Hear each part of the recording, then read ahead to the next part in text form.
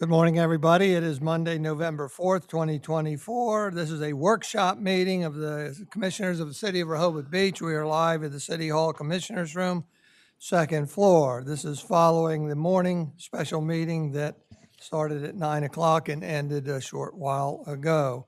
I'd like to call this meeting to order at 9:55 a.m. Would you please rise and join me with the Pledge of Allegiance?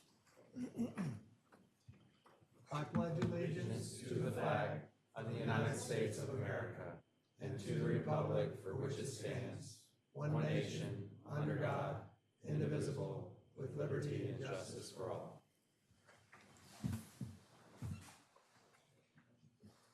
Thank you. We went through a full roll call this morning at the morning meeting. I'd just like the record to show that all commissioners are present, but for Commissioner Suzanne Good. We also have present City Secretary Ann Womack, City Manager Taylor Tedder, Interim City Solicitor Lauren DeLuca, Assistant City Manager Evan Miller, Henry Matlos, Public Works Director, and former Public Works Director Kevin Miller. Kevin Williams, where are you? You're hiding back there. Very good. Thank you. Thank you for everybody for being here. We're going to start off today with, let me thank all those that are here virtually.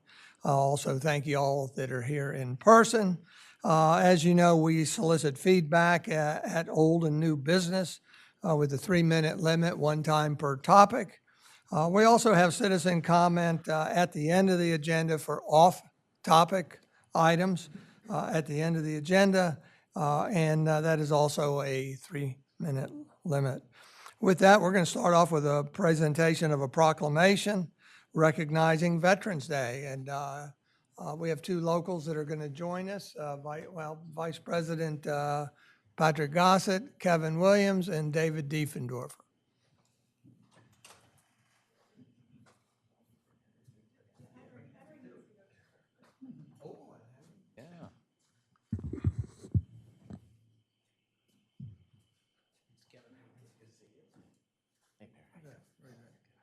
We're going to stand up close here. So I'd like to share the wealth. Vice President Commissioner Patrick Gossett is going to read the proclamation for us. Proclamation, Veterans Day, November 11, 2024.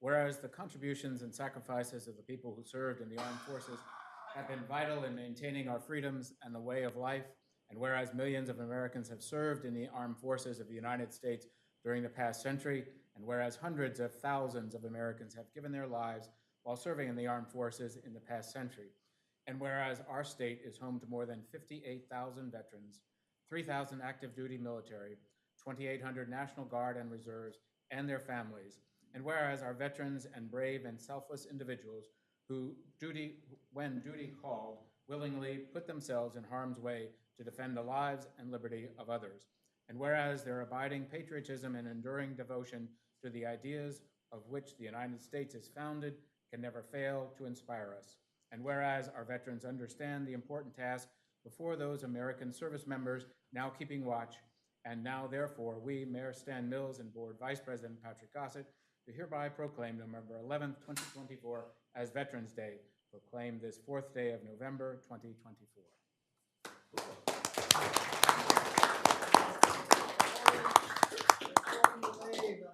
Name, rank, and serial number. Identify yourself. Kevin Williams, United States Army. 2215203. Dave Diefendorfer, Captain, United States Navy Reserve. Henry Matlos, United States Navy. Very good. Thank you, gentlemen. Thank you for coming.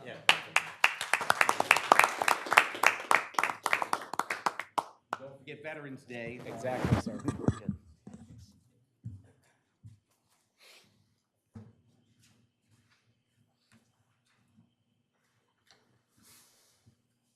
Thank you, Patrick. With that, there is no correspondence related to agenda items that's been identified. We'll go on with the city manager's report. Good morning, Mr. Mayor and Commissioners. If you haven't already completed your strategic plan survey on Reach Out Rehoboth yet, you only have a couple more days to do so. The survey will close tomorrow. Please take a few minutes to share your feedback via the survey. You can also access the survey at reachout.cityofrehoboth.com on the strategic plan project page. Also, as part of the strategic planning process, the city is hosting in-person and virtual community listening sessions. The in-person sessions will take place next week. The first is 5:30 to 7:30 p.m. Tuesday, November 12th at the library. The second is 1 to 2:30 p.m. Wednesday, November 13th at Camp Rehoboth. Then we have two on November 14th, which is a Thursday, 9 a.m. to 10:30 a.m. or 5:30 to 7:30 p.m. at the Convention Center, and then 10 to 11:30 a.m. at the Rehoboth Beach Museum. There's no need to register for the in-person sessions, just show up. We'll also host two virtual listening sessions at noon and 6 p.m. Wednesday, November 20th. You do need to register for those sessions, and links are available on Reach Out Rehoboth. Rehoboth Avenue milling will begin this week in preparation of the repaving. It'll begin 8 p.m. tomorrow evening, allowing time for election polls to close. After that, the overnight milling and paving work will take place 6 p.m. to 6 a.m. Sunday evening through Friday morning. The work is expected to begin at 2nd Street, heading east toward the boardwalk, and then back west to 2nd Street. I'm excited about the newest episode of Tedder Talks Rehoboth Beach, which features one of our community partners, Camp Rehoboth. You can check out our latest episode at youtube.com/@Rehoboth Beach. And thank you to Camp Rehoboth Executive Director Kim Licey for welcoming us in and sitting down with me and talking to us. Maryland Avenue project, the water main replacement project on Maryland Avenue, along with the repaving project on Maryland and 1st Street, is moving along according to schedule. Curbs continue to be installed on 1st Street in areas where they didn't previously exist. The water main has been replaced, and the service lines are now being hooked up to the new water main. A water shutoff will be required for part of a day in mid-November, and the shutdown is being coordinated with the Sands Hotel, and proper notification of all property owners will be handled. And I'm told this project has about 2 weeks left, so almost there. Governor Carney issued a drought watch for the state. In response, the city has shut off all of our irrigation to city properties and is encouraging residents to voluntarily limit water usage. So this is a great time to address leaks and consider water-efficient fixtures and appliances, taking shorter showers, avoid washing your car, and limiting outdoor irrigation usage. The city will be closed several days over the next week. City offices are closed tomorrow due to the election. Trash collection will take place as regularly scheduled, which we're also closed a half day Thursday beginning at 12:30 p.m. for Return Day, which I understand is a fabulous Delaware tradition. And finally, city offices will also be closed Monday, November 11th in observance of Veterans Day, and there will be no trash collection on the 11th. Citywide pickup will take place Tuesday, November 12th. I'm here for any questions you may have. Any questions? Commissioner Gossett? Yes, just an observation. Received some calls and also walking the 1st Street along. There's some observations that the amount of parking had been affected with the installation of the curbing and sidewalks along 1st Street.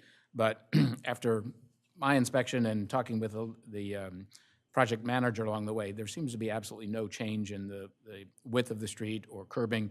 It just goes from a dirt side to curbing. It looks more proper. So I think it's a observation that was been made by individuals that we lost parking, or the width of the street, but in fact we did not at all. So just I think you could confirm that for us or have a discussion with the construction project that is in fact the case. That's correct, Commissioner. And one of our priorities with this project was to make sure that we didn't lose any parking. Thank you. Anybody else? If not, thank you very much, Taylor. With that, we'll go to the city solicitor's report. Anything to report? In the hour that we've been appointed, I have nothing to report, but thank you for the opportunity to serve. Very good. Thank you, Lauren. With that, we're going to go right into old business. Presentation by Hazen and Sawyer, on the ocean outfall hydraulic evaluation and risk assessment, followed by discussion on the joint request by the Lewes Board of Public Works and Sussex County exploring a three-way regional wastewater partnership among the two organizations. Brief preview of the program today. As you know, this has been on our agenda multiple times in the past. Support documents, when they're ready ahead of time, are embedded in the agenda for you to take a look at. We're going to start off with a brief, few-minute synopsis by the county or the BPW. Again, this is primarily for the layperson to be able to understand how we got to this point today. Then after a brief synopsis, the city's paid consulting engineer will give his analysis and perspective. Then we'll go to the city and county for their additional responses. I want a reminder that December 9th is a target date. December 9th workshop is when we're going to target the city administrative team to come forward with their analysis and recommendations on the project. With that, it could be as early as December 20th regular meeting that we could possibly entertain a vote on it. So that's the tentative schedule for today. With that, are you all right? We'll go right to the county. A little synopsis again, Tom. And introduce yourself, if you would, Todd. Certainly. Good morning, Mayor Todd Lawson, County Administrator. Good morning, members of the commission. Thank you again for having this on your agenda. So I was asked to just prepare a quick overview for anyone that hasn't been paying attention to this conversation and keep it in layman terms. So we're here today to hear the report from Hazen and Sawyer. But what brought us here was a number of meetings and conversations we've had over the past several months. And really, if you go backwards in time, this started a couple years ago with Lewes Board of Public Works and county officials starting conversations about how we can address some of our concerns related to the Lewes Board of Public Works' current treatment facility. And I should pause there and say I'm joined here by our team in force, county officials and Lewes Board of Public Works officials. I think you know everyone here today. The board in Lewes was looking for options on how to address the situation at their current plant's location, being in the floodplain and being susceptible to sea level rise and more nuisance storms that we see in today's climate.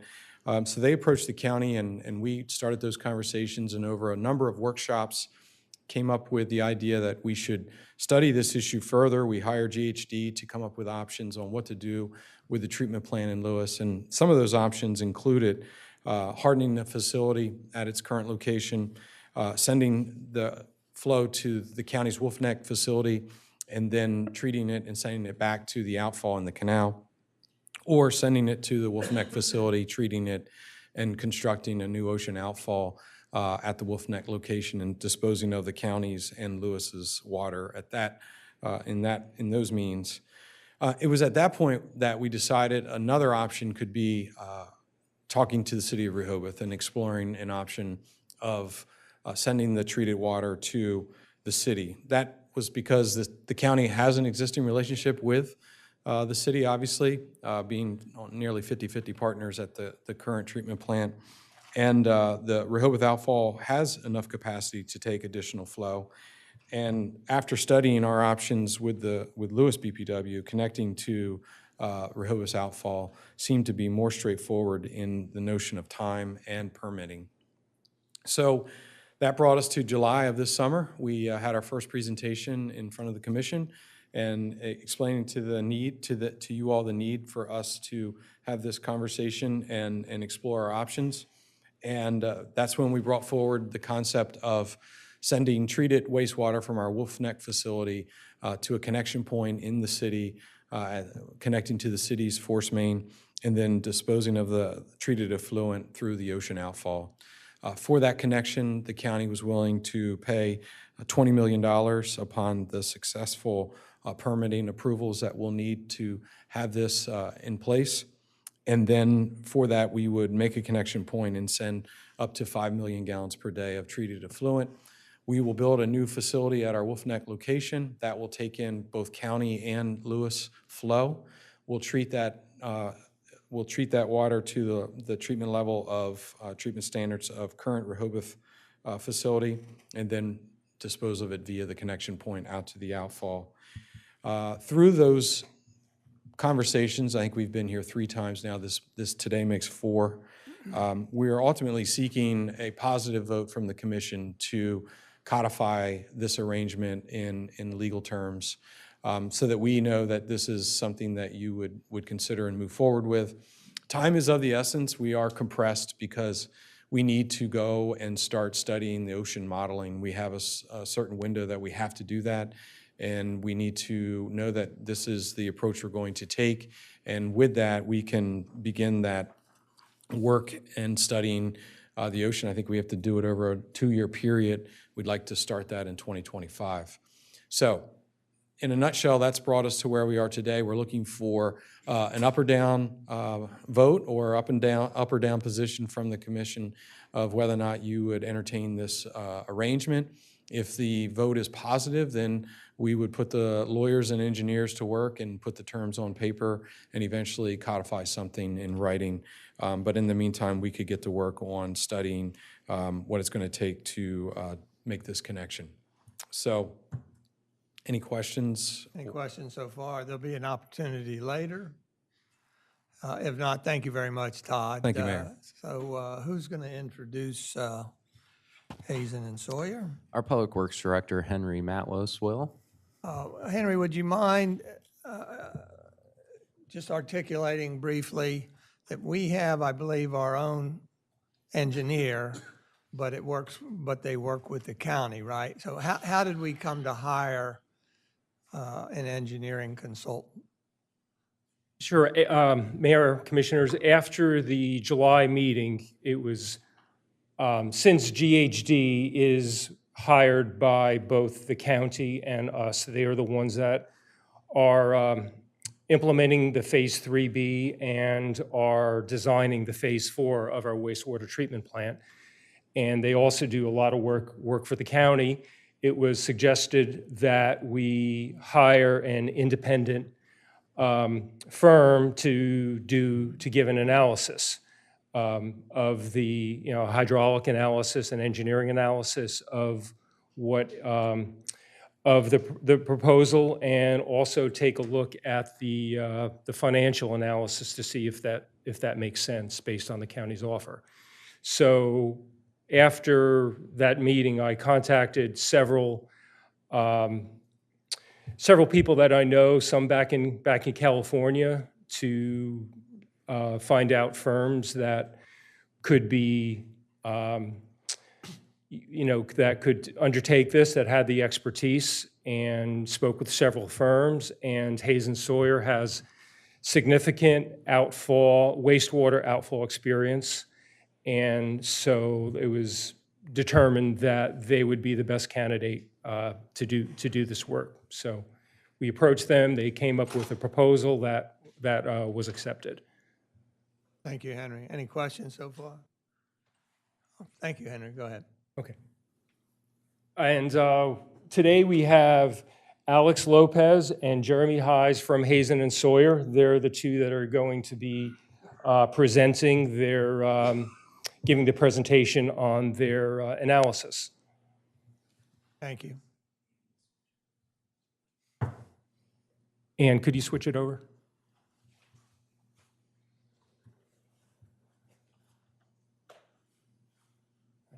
While we're waiting on them, I'd just like to make a comment, if you would, when you get to some acronyms, if you don't mind sharing for the layperson what some of these things, a lot of people may not understand what a force main is and what some of these other acronyms are. So we would appreciate it dumbing it down a little bit for me and some of the others. Yeah, I can attest. So again, identify yourself and take it away. I'm Jeremy Heiss with Hazen and Sawyer. I've been with Hazen and Sawyer for over 21 years now. With me today is Alex Lopez.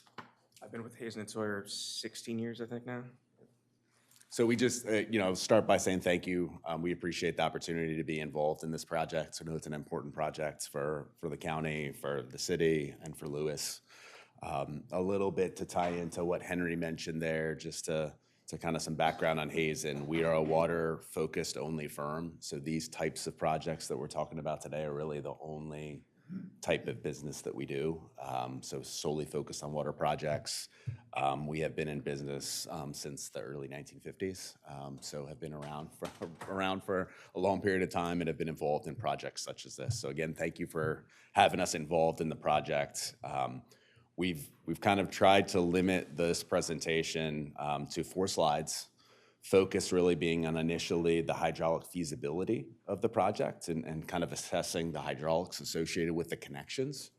And then we'll briefly step through, we reviewed the financial analysis that's been done. Again, being an independent firm looking at that analysis, providing some feedback on what's been done to date. And then we'll kind of conclude with a few of our conclusions that came out of our analysis. So with that, I'll hand it over to Alex to step through some of the hydraulics. Gentlemen, I just want to remind you, this is being recorded in the audio, so we need this microphone within a couple inches. Short. I knew I was going to have to move it the second around. You're fine. He needs to pull it tighter. Do I have to put this in presentation mode, or can I just click to the next slide? If you enlarge it, it'll probably be helpful for the audience. All right. How do I do this, Jeremy? Go to slideshow. There we go. And then go from current slide. There we go. And then you should be able to use your. All right. So again, my name is Alex Lopez, and I perform the hydraulic analysis for this project. We were brought in as a third party to basically just kind of quality control everything. So basically what we knew is the county and Lewes BPW have capacity limitations, maybe some aging infrastructure, and it sounds like you guys have plant expansion challenges. And as far as we know, no alternatives considered to date were determined viable. So with that, we were brought in to evaluate tying in to the city of Rehoboth force main. Again, this is what leaves the plant going to the outfall to discharge into the ocean, and the impacts that would have on the city's plant. So with that, we developed an info water model. All that's just a model. We have it back online, so we can go rerun anything we want to. And what we did was we took whatever the city provided us to develop that model. We used, as part of that, we understand that the county is looking at multiple alternative alignments. So with that, we took the more conservative approach. We said, give us a worst case scenario. So we took their more conservative alignment, which is shown here, and we ran that as part of the model. Some important numbers to note: the city of the Rehoboth treatment plant, from the design drawings that we were given, has a peak capacity of 7.2 MGD. That's whoever the engineer was that did the original design. That was what they came up with. Today, the historical peak capacity event is 3.4 MGD. 3.4 MGD, that's million gallons per day, and that was given to us by the city. The county wastewater treatment plant, they're requesting 5 MGD. So these are just the main numbers to note. And we have the 24-inch City of Rehoboth force main / outfall pipe. I'm using those kind of terms interchangeably. It's the same thing. It's just the pipe that leaves the plant. And we said, well, what can we do if we maximize the capacity out of that pipe? What could we get out of it? And that's based on 8 feet per second. That's the velocity, the max velocity that you should be seeing through that pipe. And that's how we come up with the number of 11.45 MGD. So that's the ultimate capacity that you could squeeze out of that pipe. All right, so with that, the remaining of ultimate capacity available to the city of Rehoboth after the tie into the county. So we have the 11.45, right? That's the max amount we can squeeze out, minus the 3.4, that's their historical peak, and minus the 5 MGD, which is the amount that the county is requesting. So we're left with 3.05 MGD. Okay, so now we go back to the model, all right? We ran the model, and we ran it based on the existing system. I plugged in the numbers. We built it based on the as-builts, assumed the same high-level water levels that they're discharging to in the ocean, and we actually noticed that you actually have more capacity than you think you do out of the existing station, and it's actually closer to 8 MGD. Again, remember the as-built said 7.2, but based on what we're seeing, you're probably closer to operating that you could push out 8 MGD today. So then the second scenario we ran, now we tie the county system in. And that brings us actually back down by 0.88 MGD to back to the original 7.2 MGD. So essentially, when the county ties in, you're almost being put back to what the existing original engineer originally designed it to. So kind of the punchline is, even with reduced capacity from tie-in, the city of Rehoboth facility can meet the existing peak demands of 3.4 MGD, and the city of Rehoboth wastewater treatment plant pump station can be upgraded to get that full capacity of 11.45 MGD, 6.45 to the city and 5 to the county. And it should just be noted that 11.45, if you were to get that capacity, you're going to have to upgrade that pump station anyway to get that much. So even if you wanted that, you'd have to upgrade the station. So with that, I'll hand it back off to Jeremy to talk about the financials. And then maybe before we dive into kind of the financial analysis, are there any questions on the hydraulic components that we talked through, or do we want to hold for questions until we're through with the entire slide deck? I think just, go ahead. I'm sorry, Commissioner. one definition, if you go, what that you refer to as the 10-state standard, what does exactly that mean to us? No, so that's it's a good question. So 10 state standards is a set of water and wastewater regulations that were developed by a series of 10 states, which is where the 10 states comes from. Many states outside of that core group of 10 states still refer back to those 10 state standards as a good requirement-based set of regulations for utilities to design their facilities around. So we at Hazen, all the work that we do for those particular 10 states utilize those recommendations and regulations, but we oftentimes use them in other applications to assess the adequacy, if you will, of the infrastructure. And are these standards updated periodically, or is these static? They're updated very frequently, actually, to kind of take into account best available technology, BAT, as an acronym, and ensure that those are kind of up to date with current technologies within the industry, water and wastewater. And on the map, if you could, just for a reference point, the Outfall pump station, could you show us where that would be located or is located? You may want to. Yeah, I don't know if, can you see it on the mouse? Well, just a general, So this is the city's Is that the plan? effluent pump station, Right. and this would be Sussex counties. so that's the beginning point of Pumping out to the transition. ocean, yes.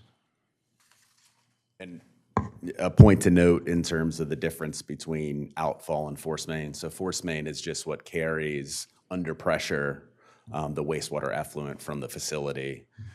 Where we oftentimes make that demarcation in terms of what's a force main versus an outfall is when it starts to transition into the ocean. So you can kind of see that transition here, a very small mouse, but where it transitions out to that outfall that takes it ultimately out into the water. And your comment about the upgraded or expanded capacity, the ultimate 11.45, that would be done at the pump stations? Correct. So, what we've assessed as part of the hydraulics is the impact that it could have, that connection on both the city's facilities as well as the county's facilities. Because what occurs in those situations is what we term in our industry as a competing pump scenario, where you have multiple pump stations that are trying to overcome the same amount of head to kind of push in a single direction. So the more fluid, in this case wastewater effluent, that you push, the harder you have to push to be able to get that flow through the pipeline. So what that inherently does is it puts more pressure on the pumps to be able to make sure that they can convey the right amount of flow. It's, for us as an engineer, I always think we're engineers, we can engineer anything. But from a conceptual standpoint, what we look at is just an upgrade that may be necessary at some point down the road, depending upon what that ultimate flow rate is you may need to, in fact, put in larger pumps or larger motors to be able to operate your pumps, to be able to overcome that additional head loss that you see along the outfall pipe. Thank you. Good. Go ahead. Thank Okay. you. So we did take a look at the financial analysis, and so this slide I think it does a decent job of summarizing that analysis. So I'll step through kind of the basis of the offer, which is the present worth value. The $38.5 million that you see in yellow in the upper right-hand corner is the cost for the plant upgrades and the outfall. to assess whether or not this was a fair price or a fair opportunity at $20 million. We looked at both inflation as well as depreciation. So what you can see there is if we take that $38.5 million, inflate it, it gets up to $48.5 million rounded. And then there's some depreciation associated with that infrastructure, right? So the value of that will come down over that period of time. It leaves you with just a little bit less than 43 million. The way that once we got to that present worth number, we then assessed, at 11.45 million gallons as that maximum capacity. And Alex stepped through how we ended up getting to that number, 8 feet per second through our pipeline. We can come up with, develop a cost per million gallons treated. So that gives you about 3.7 million gallons per million gallons per day of flow. And then extrapolating that out to the 5 million gallons per day request that the county and Lewes have made, it gives you a present worth value at 5 MGD of roughly about $18.6 million. So we've reviewed the analysis that was done to date, including the inflation factors as well as the depreciation, and generally believe that, much like was the basis of this analysis or the findings of this analysis, we felt like it was a fair and reasonable analysis that was done to assess kind of the value of the opportunity. Any questions on the financial piece? The last slide that we have is more of a summary that kind of steps through where we landed. If I may, and I don't know if you have this, or share this with the public, it's available as an embedded document, but there was always a memorandum that you sent to Henry, and there were several questions that I have, if I may, and it revolves around cost, but there are several outlines in here of suggested things to do, I guess, if you will, which have a price factor to them. And it's replacement pumps that would be suggested to reach 11.45. It's recommended vaults be associated with piping and fitting, cost of those. Inspections of force main is imperative to evaluate the condition of the force main over the life. Again, those are costs. A surge analysis should be performed. A vacuum release valves to displace any surge charge scenario should be investigated. Investigation of limit pumping capacity over 5,000 gallons per minute. And then some additional risk considerations that really deal with permitting and what have you. But all of those that I mentioned, I know it's kind of a quick list, but are those affiliated with any of these costs that reflected against this $18 or $20 million cost that's? So I can answer that. Those costs associated with some of those supplemental recommendations were not included in the analysis that we did here. We have not developed costs yet for some of those alternative recommendations.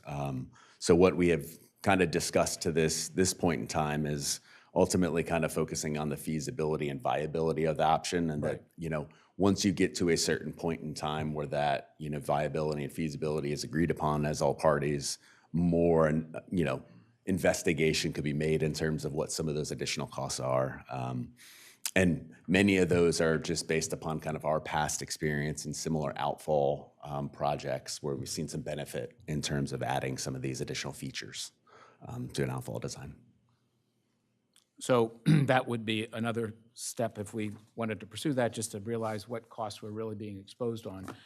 Again, based on an expert witness, if you will, or individuals that deal with it a lot more than we do and understand this terminology. So, okay, that's all I have at the moment. Yeah, anybody else from the commissioners? Want to go ahead and finish up, and then we'll Great. entertain more questions. Thank you.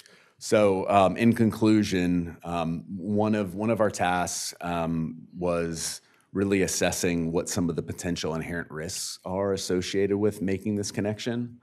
I'd like to kind of start with somewhat of the punchline here, is that we felt like the risks that were identified, and we spent a good deal of time being kind of an independent third party, right? Outside of kind of the projects as a whole, we didn't feel like any of these inherent risks were ones that couldn't be, addressed and resolved with collaboration amongst all stakeholders.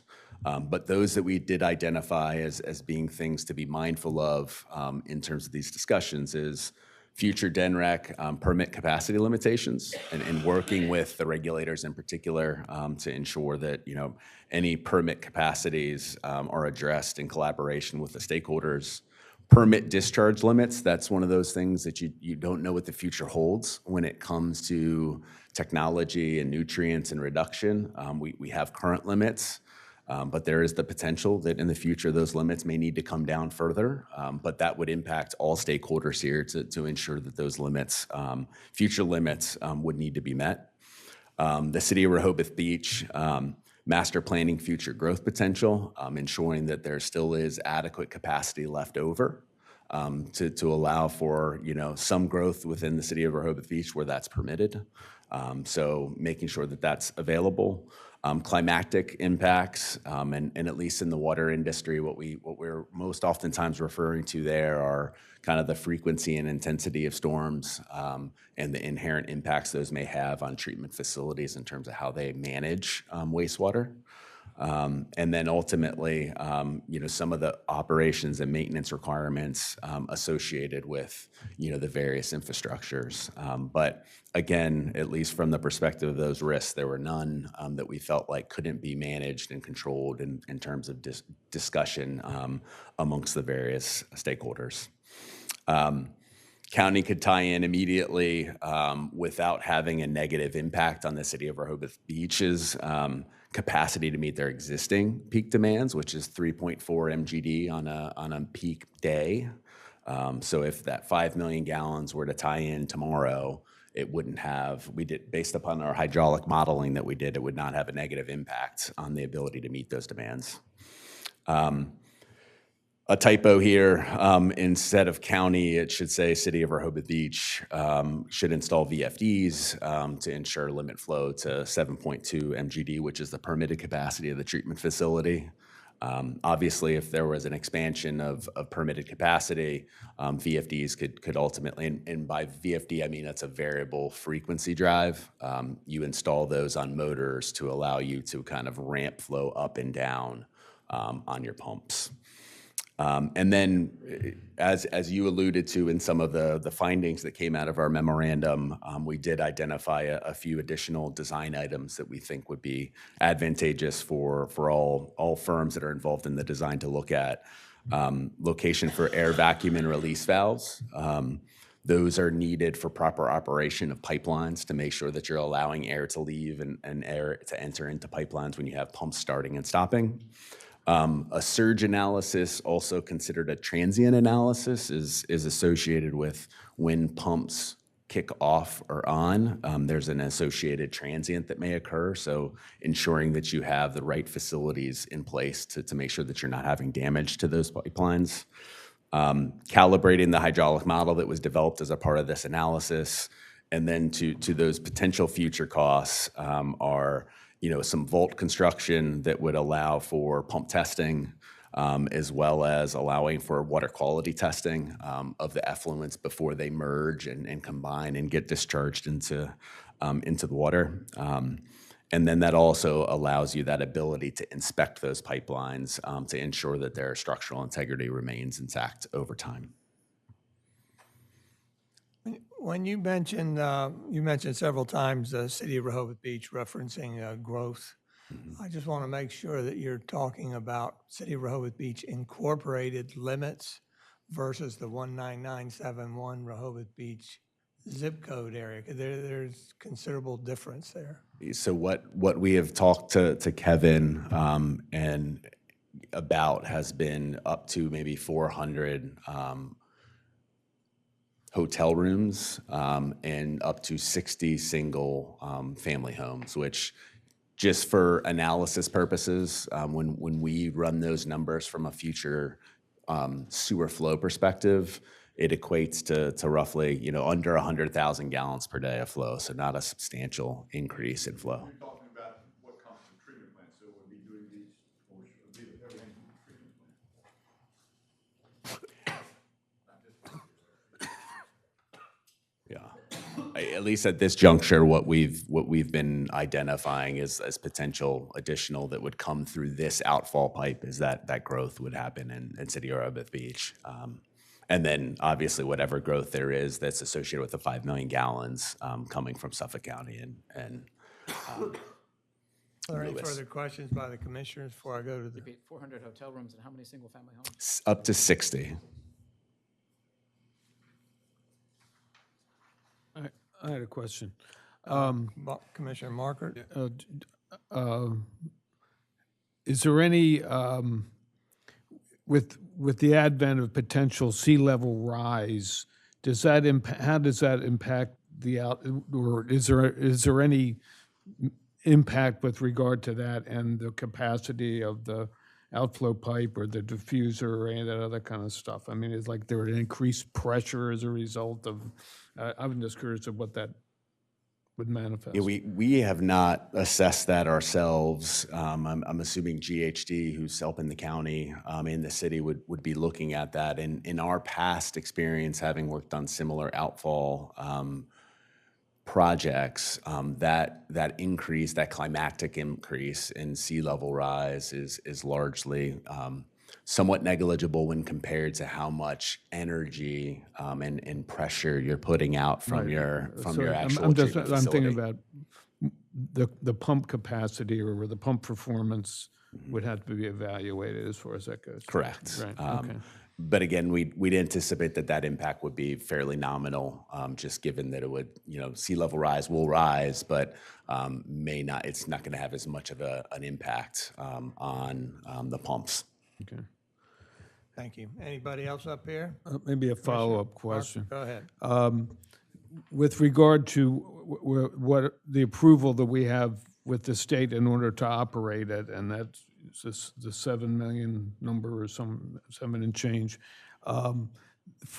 If we're looking at this as basically improving the feasibility of the existing outflow that is much, I would say, significantly greater than that, what would it take for us? I mean, is that feasible that we would be able to go to the state and to go through the process in order to get that to get the approval increased? I mean, obviously that's a very lofty effort in order to do that, and I'm just curious if even though we may have, like, I don't want to say hidden capacity, but we have capacity for in excess of what the permit is, getting the permit increased, is that viable? So, am I making sense? Well, and that it does make sense. So I think the calculation that's most important in this discussion is the one that you see at the very top here, where 11.45 is essentially the capacity of that outfall pipe in the force main. There is currently treatment capacity that the city of Rehoboth Beach has that's 7.2 MGD. Currently, they're using about 3.4 of that, capacity to some degree on a maximum day perspective. They're using up to 3.4. If the county and Lewes were to tie in with 5 million gallons, you would be left with, the city of Rehoboth Beach would be left with 3.05 MGD of capacity for growth. Whatever that 3.5 or 3.05 MGD would align with. If you add that 3.05 to the 3.4, we'd look at that and say that, like, treatment capacity wise, right, like process improvements, the 7.2 capacity that you have at the treatment facility, you would still have excess treatment capacity. You just may not be able to physically put that into the pipeline if some of that capacity were taken up with the 5 MGD of capacity associated with the county and Lewes. Okay. Anybody else? Yeah, if we Commissioner, could come back, Preston? could we come back to your question? I'm not sure I understood the answer to the analysis that was done. Does it include, let's say it in different terms instead of zip code terms, does the analysis include all of the people that we serve today, or does it just, meaning Dewey and that we provide services to, Henlopen Acres, whatever we provide to, does it include that or just the city of Rehoboth Beach? And maybe Henry, if you want to, or Kevin, just to make sure that I'm speaking in the right term. Now, what we had done, excuse me, was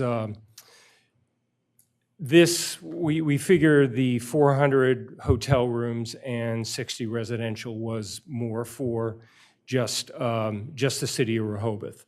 We'd have to look further as far as Dewey. And like Jeremy said, the 400 rooms and 60 residential would be less than an additional 100,000 a day.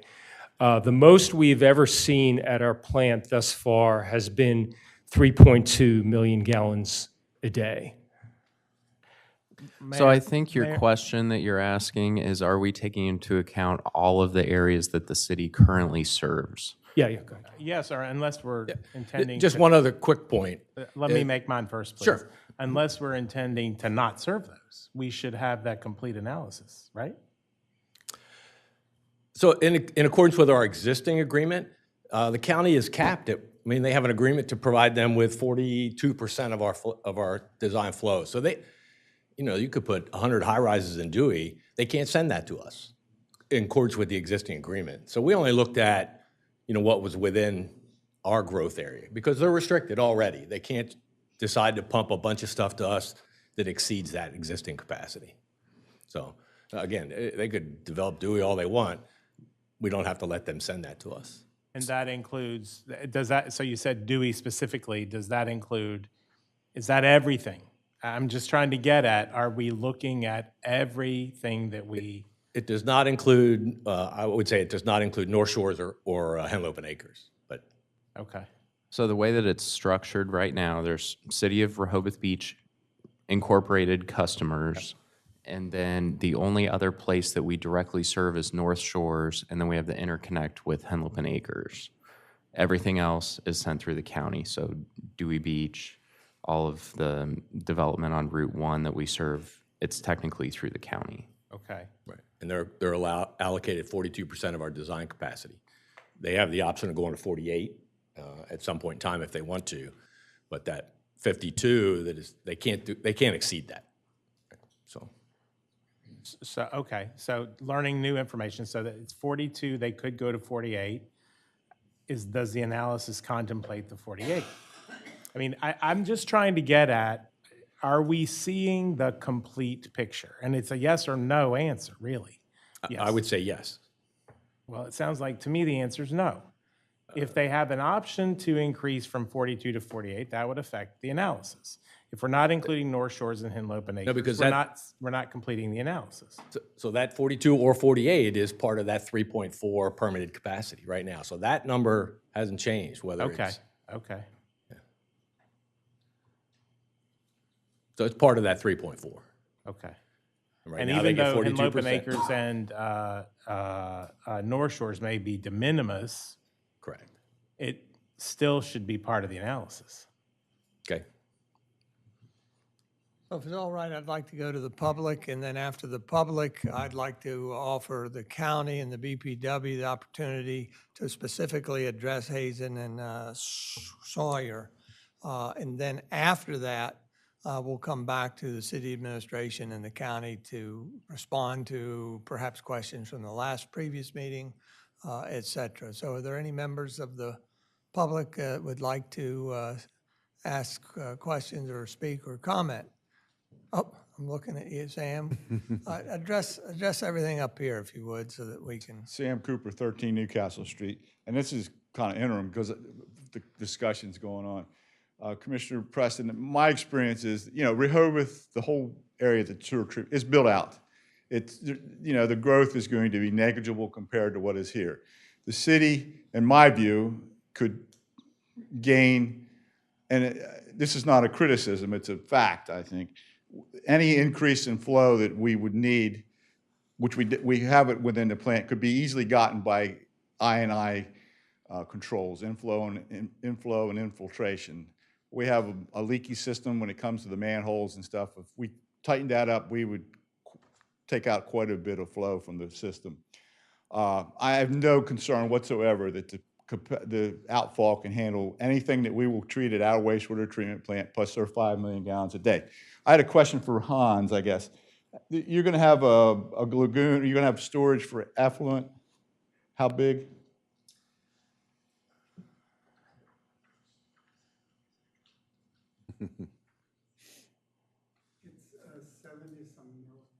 Okay, so they can flow pace their flow to the cities. And I mean, it can be done that we could put out a constant stream of wastewater and vary what they're putting out depending on what the city is putting in on any given time. 77 million gallons, 5 million gallons a day. That's 30 days, more than 30 days. I mean, you know, if we got to some freak event where we said you can't discharge for a couple of days, which would be insane, they could hold it. I mean, it's not an issue, the capacity. And I think it just isn't. We're a built-out community. It's, you know, we add a little here, we take a little away from there. We get rid of some old toilets and get some new ones that are more effective. You know, it's a wash. You know, this wasn't the point I had wanted to speak, but, you know, I think this is a very good proposal, and I really think you have enough, I would have anyway, enough information at this point to put together what I would suggest would be a memorandum of understanding with the county, setting out the major details with not the details, the major points with the details that come later, but so they could get started on their part. Again, I think the $20 million is more than fair, considering that they are paying for 40% of the outfall, 42% already, which isn't really kind of into calculations. A lot of other things to say, I mean, but I just think it's a good proposal all the way around. I don't think putting another outfall into the ocean makes any sense for anybody else, for anybody. I think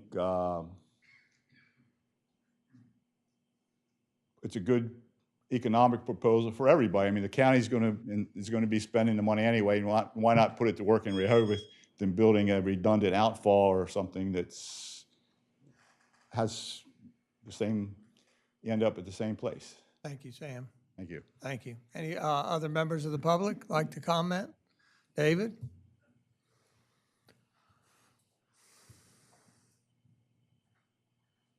Good morning, Dave Diefendorfer, city resident. I just had a couple quick questions. I agree with Sam. I think this is something we need to do. It's good for the state. It's good for the city. It's good for the county.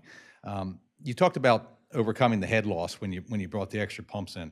Did you guys look at the just increasing the impeller size, vice having to change a whole pump? That is a great question. We have not done that level of detail yet, but that would be a common way for us to look at. We would look at impeller size as being kind of the lowest hanging fruit from a capacity increase perspective, followed probably closely there by motor replacement, and then kind of the nuclear option is more of replacing both the motor as well as the pump and putting in a larger capacity. But potentially with the fractional increase that may be necessary, an impeller increase may be possible if there's space in the volute, which is the physical makings of the pump. Right. Okay. And then the other question was that he mentioned the variable speed drive, so that's definitely a way to go, and it's an energy saver also. But the other question, I'll throw this out, and I don't need an answer now, but when you replace water lines, right, you can actually push, if you have deterioration in a water line, you can actually, I don't know what the term is, but you push a liner inside it to protect it. You probably haven't done that analysis, but if you had to due to the increased velocity on that pipe, if you had to push something in there and you've reduced the hydraulic diameter of that pipe, there's a minimum like that you could go to where if that pipe was wearing down, that I could push something in there to protect the pipe. But if you decrease that hydraulic diameter too far, then you're going to limit your flow. I'm sure you haven't looked at that, but it's something you might want to think of. Well, if they repair sewer lines that way, I don't know. Well, interesting, to answer that kind of final question, they do repair force mains that way. At least in our hydraulic analysis that Alex conducted, and we had a number of folks like myself review it technically, but we have utilized kind of a very conservative, what's considered a C factor, as kind of the roughness coefficient of a pressurized pipeline. There is some potential to potentially look at, a higher C value that would inherently provide you more capacity. It's even though you're reducing the inside diameter of a pipeline, by increasing that C factor, you can in fact provide additional hydraulic pumping capacity. So there's options. I always call it just kind of an engineer's toolbox when it comes to different things that can be pulled out to kind of gain back capacity that may be lost in other areas. Thank you. And the C factor of 120 is a reasonable estimate. You could change that. Right? Yeah, with an HDPE or PVC type pipe material, very regularly 130, 140. I was going to add to that. That was actually one of the reasons that when we did the model, we got more capacity, because if you look at the old design drawings, they assumed a C factor of 120, which is similar to ductile iron pipe. Rough pipe. Right? Yeah. Your PVC and HDPE, you're probably never going to get that low. Right. So that's why they were very conservative with their original design, which is great. It just gives you that much more capacity, though, when we look at it. Correct. Thank you. Thank you very much. Thank you, Dave. That's high-level stuff there. Any other members of the public want to say anything? If not, I'll offer to talk. Chris, identify yourself. Chris Flood, I work for the Cape Gazette local newspaper. I have to leave, but you're here. I typically don't do this.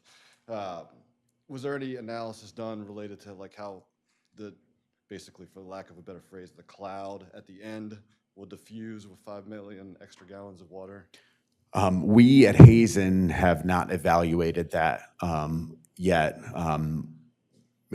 Kevin and/or Henry may be able to kind of attest to that. I can speak from past experience that we've done on other outfalls where we do in our diffuser design ensure that we're trying to disperse, if you will, that water into the ocean.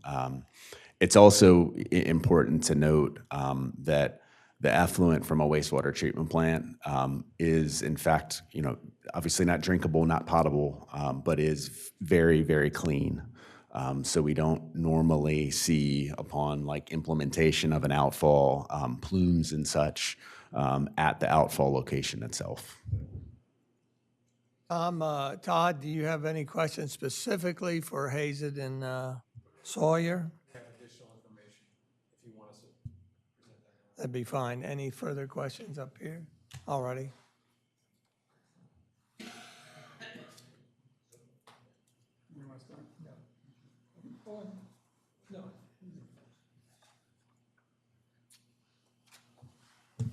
Identify yourself.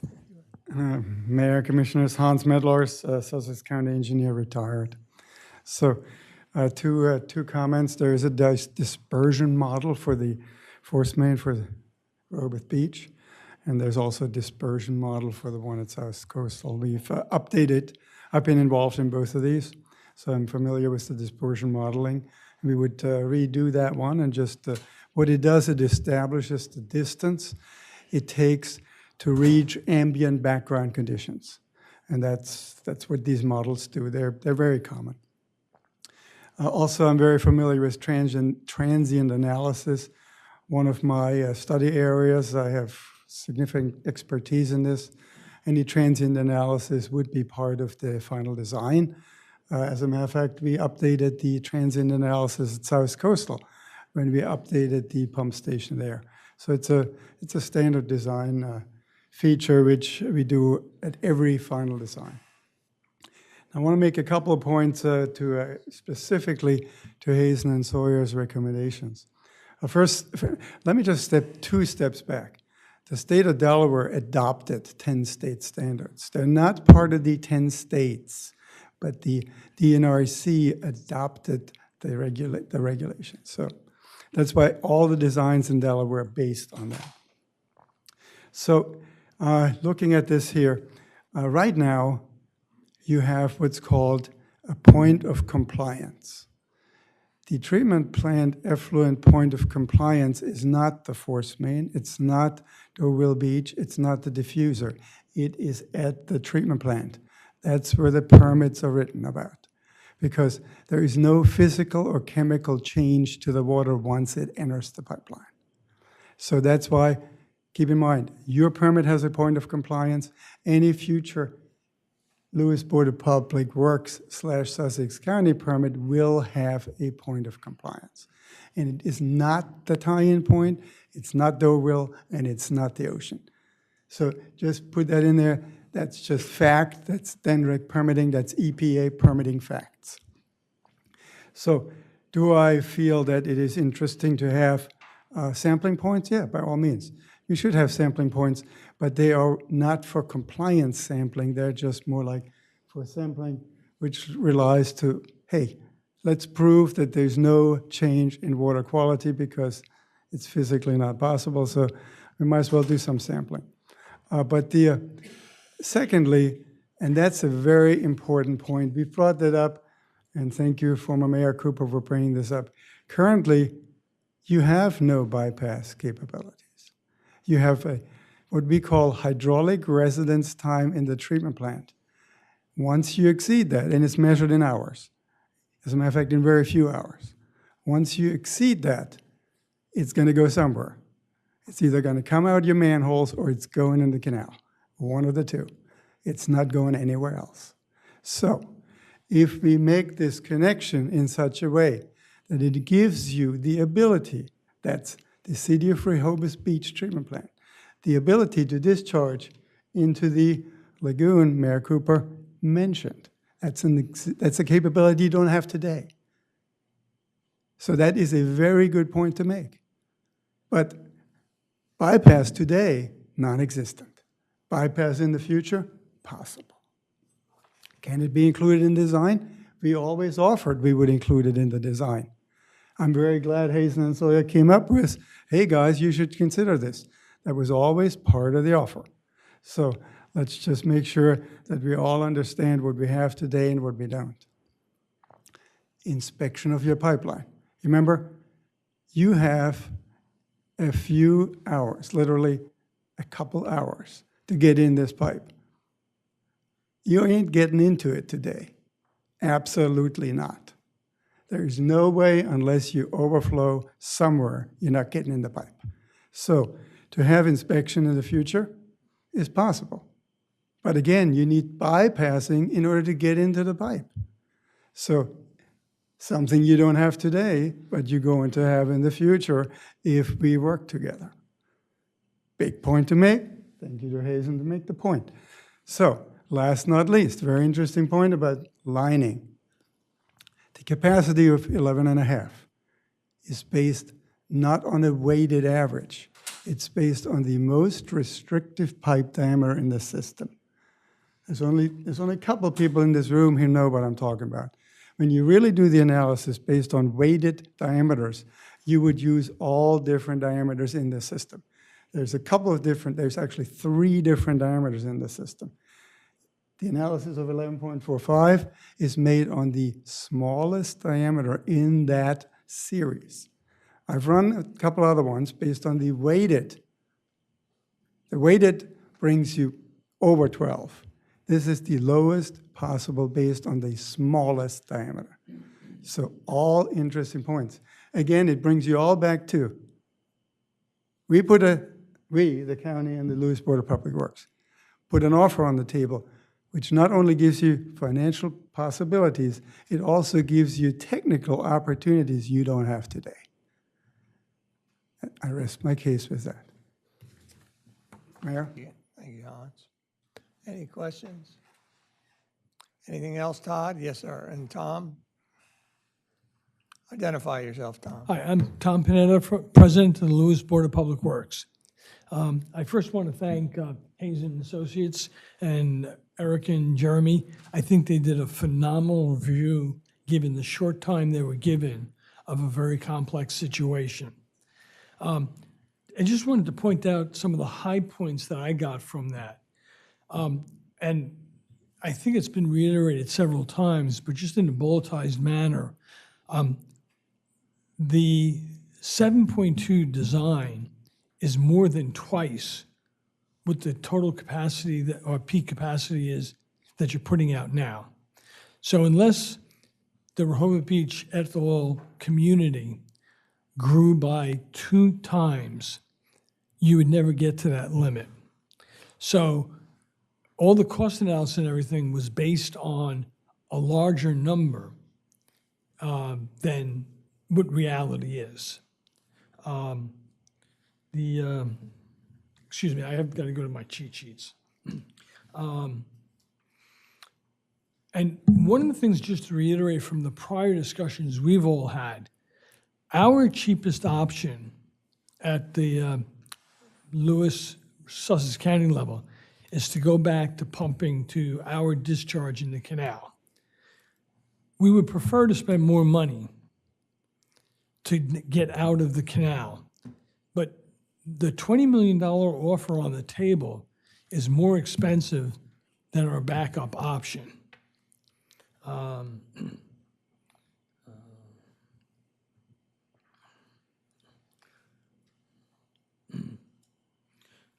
Some of the additional costs that Hazen had pointed out, and I think as Hans just reiterated, are costs that really have nothing to do with us tying into your system. They're betterments to the system. Some may be related to, but most sound like they're just niceties, or that's not the right word, but improvements to your system to provide better reliability. As far as the question about changes in regulations and nutrient loading and other, like PFAS or whatever comes down the line, as been pointed out prior by the county, they have plenty of space that, should the regulations change 5, 10, 15 years in a way, to put in additional equipment, whatever that would be at the time, to do that. So I know Rehoboth Beach is much tighter for space limitations in that perspective. So I think it's easier actually for the county and Lewes to address the future unknowns. And the last item is, we're going back to the cost. We're trying to find the best cost option both for Lewes, the county, and Rehoboth Beach, and also the best use of public funds. Rehoboth Beach put in a 10, 11, 12 MGD outfall, and most of it is a stranded asset at this point. And our option C is to build our own outfall. That is not a good use of public taxpayer money. And I don't mean just ours, the states, the feds. So, fiscal responsibility of making use of the assets that are already available is, I think, a high point. And with that, thank you very much. Thank you, Tom. Todd? That's the conclusion of our comments, and I would want to put a period at the end of this statement that what we have prepared, the county and Lewes Board of Public Works has prepared what we're calling a term sheet that we would present to Rehoboth for your consideration leading into your future meetings, to hopefully just boil down everything we've discussed over the period of 4 meetings. And it's on a point-by-point basis, summarizing the offer, the specifics, and answering some of the questions that have been asked. And then that may hopefully help all of us consider this decision in the future. So once that is completed, we would send that over to staff and circulate that for you for your future meetings. Very good. Thank you, Todd. You want to offer anything? If you recall, I made mention of a city administrative team composed of you, Assistant City Manager Evan, Henry Matlos, Public Works, former Public Works Director Kevin, and then our paid consultant. Would you like to offer? Sure, Mayor. So the thinking of path forward, so what's next? Ultimately, we will get a final report from Hazen and Sawyer based on the meeting today. And then right now we have scheduled for the December 9th workshop our presentation of staff's analysis and presentation on pros and cons of how we see all of these different intricacies of this partnership, and then ultimately a staff recommendation. Very good, very good. Any further comments by the commissioners? Commissioner Thayer? I have one, and I think it's, sorry, thank you. I think it's really an extension of what Commissioner Preston had brought up earlier, which is, we've just seen a presentation by Hazen where it appears that there may be some work that we'll need to do. They mentioned a pump station. I think they mentioned some other things. I'm not real clear on it. Back to Commissioner Preston's full picture. I'm not suggesting that we enter into another consulting engagement with them and spend more money. What I am suggesting is that I don't want the city residents or the current, ratepayers of the wastewater treatment plant to incur costs related to this project. And probably the only way to make sure that that happens is that the county agrees to, if something comes up down the line and we need to, as part of this project, we need to upgrade a pump station, they're going to agree to pay for it. That starts to become probably very burdensome on them, because what I'm suggesting is that if anything comes up, they have to pay for it. Maybe there's, some middle ground here, but my point is I don't want to see the city ratepayers incur any costs because of this project. And that's not just the, I gave the example of a pump station that needs to be upgraded. But, we do have this task force now internally that, consists of 4 city employees, or maybe 3 city employees and 1 consultant.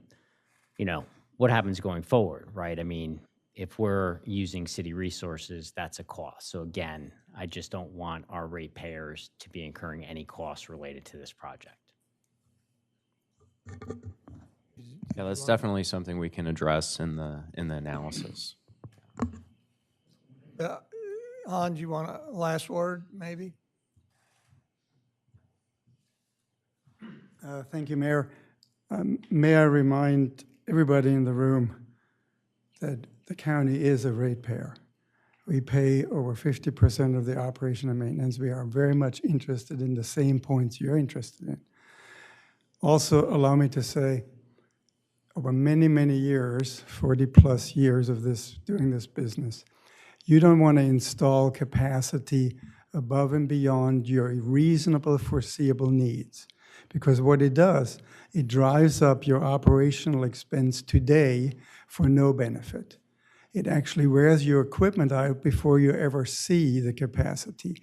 So I can 100% say we would be interested to upgrade at the appropriate time at the percentage we're participating under the agreement today. We would be objecting to upgrading something today, which would just drive up our operational cost with no benefit. So that's 45 years of engineering experience. So I just wanted to put this on the table. We fully understand how it all works, and I appreciate you making the comment. We have no problem agreeing to this at the appropriate time. Thank you, Hans. Commissioner Gossett. Just one question. Mr. Lawson, thank you for the comment about developing a term sheet to present. And going back to an earlier statement you made about the presentation of $20 million as the offer, if you will, the caveat with that, or condition, I guess you'd say, upon successful permits issued, the payment would be made. It would be possible, as part of that term sheet, to create an appendix that would list all of those permits that would meet that criteria that to get to the money type of thing, so that we all understand what's on the table and who would be involved in issuing that list of permits, just for clarity. Certainly can provide that. Great, thank you. Commissioner Thayer. Back to me. I'm not sure what Hans was suggesting in his last comments here. To me, it feels like, as a city, we just spent money on Hazen, and it feels like what he's suggesting is that we should just ignore everything that they have just told us. Thank you. With that, we're going to. One more point. Commissioner Preston, go ahead. Commissioner Thier raised a point about not wanting our residents City of Rehoboth Beach residents to incur costs associated with this project. One of the biggest complaints that I hear from our residents is the cost of what we'll call water bills. And it's something that we hear over and over and over again. So I'd like to just add a bit of a nuance to what you said. I'd much rather us reduce the costs of our residents' water bills, not have them incur additional costs, but reduce the cost. And then to a point that Hans made, he said you never want to overbuild, but it seems like we overbuilt. Why did we overbuild if we have an expert telling us now that is, we can't fix that, obviously, but it sounds like we did exactly the opposite of what the expert told us we should do. Thank you, Don. We're going to draw this to a close. Thank you to the county and BPW for being here. Thank you for everybody's comments. We appreciate it. We have a path going forward, and we know that you'll work with our city administrative team with that. With that, we're going to move on to the next item of old business, which is presentation associated with the Wilmington Baltimore Avenue Streetscape Concept and discussion on reconvening the Wilmington Baltimore Avenue Streetscape Task Force to develop aesthetic guidance that can be used to guide selection and implementation of private projects and a future streetscape along Baltimore Avenue. Evan? Thank you, Mayor. Good afternoon, Mayor, Commissioners, and members of the public, and welcome, Ms. DeLuca. I was asked, or the commissioners had asked at one of our last meetings to have pretty much a presentation on the Wilmington Baltimore Avenue Streetscape Concept. So I am here today, happy to provide that presentation, just to give a little bit of an overview of the streetscape concept, more information about why the streetscape was pursued, some of the objectives and the outcomes and next steps related to that project. You'll recall that discussion actually took place again at one of our last meetings where we were talking about the possibility of reconvening the Wilmington Baltimore Avenue Streetscape Task Force to begin further refining the concept plan and discussing amenities that would be included within that streetscape concept. So I just want to briefly go through the presentation. There is included in the agenda a copy of the PowerPoint presentation. There's also an agenda item report, which provides some background. And then I also want to mention that a lot of the reports that I will mention or information that I explain in this presentation are provided on Reach Out Rehoboth. We do have a project page on the Wilmington Baltimore Avenue Streetscape Concept. And a lot of the documents, final documents, reports, and presentations are provided on that page. So in this presentation, I'm going to summarize a few years worth of work related to the concept. Again, I've tried to keep it brief, but there is a lot of information, so I would encourage anybody who's interested in learning more about the concept, its preparation, to take a look at those documents on Reach Out Rehoboth. So why streetscape? One of the original items that really led us to discussing the streetscape and convening a task force was certainly the 2010 Comprehensive Development Plan.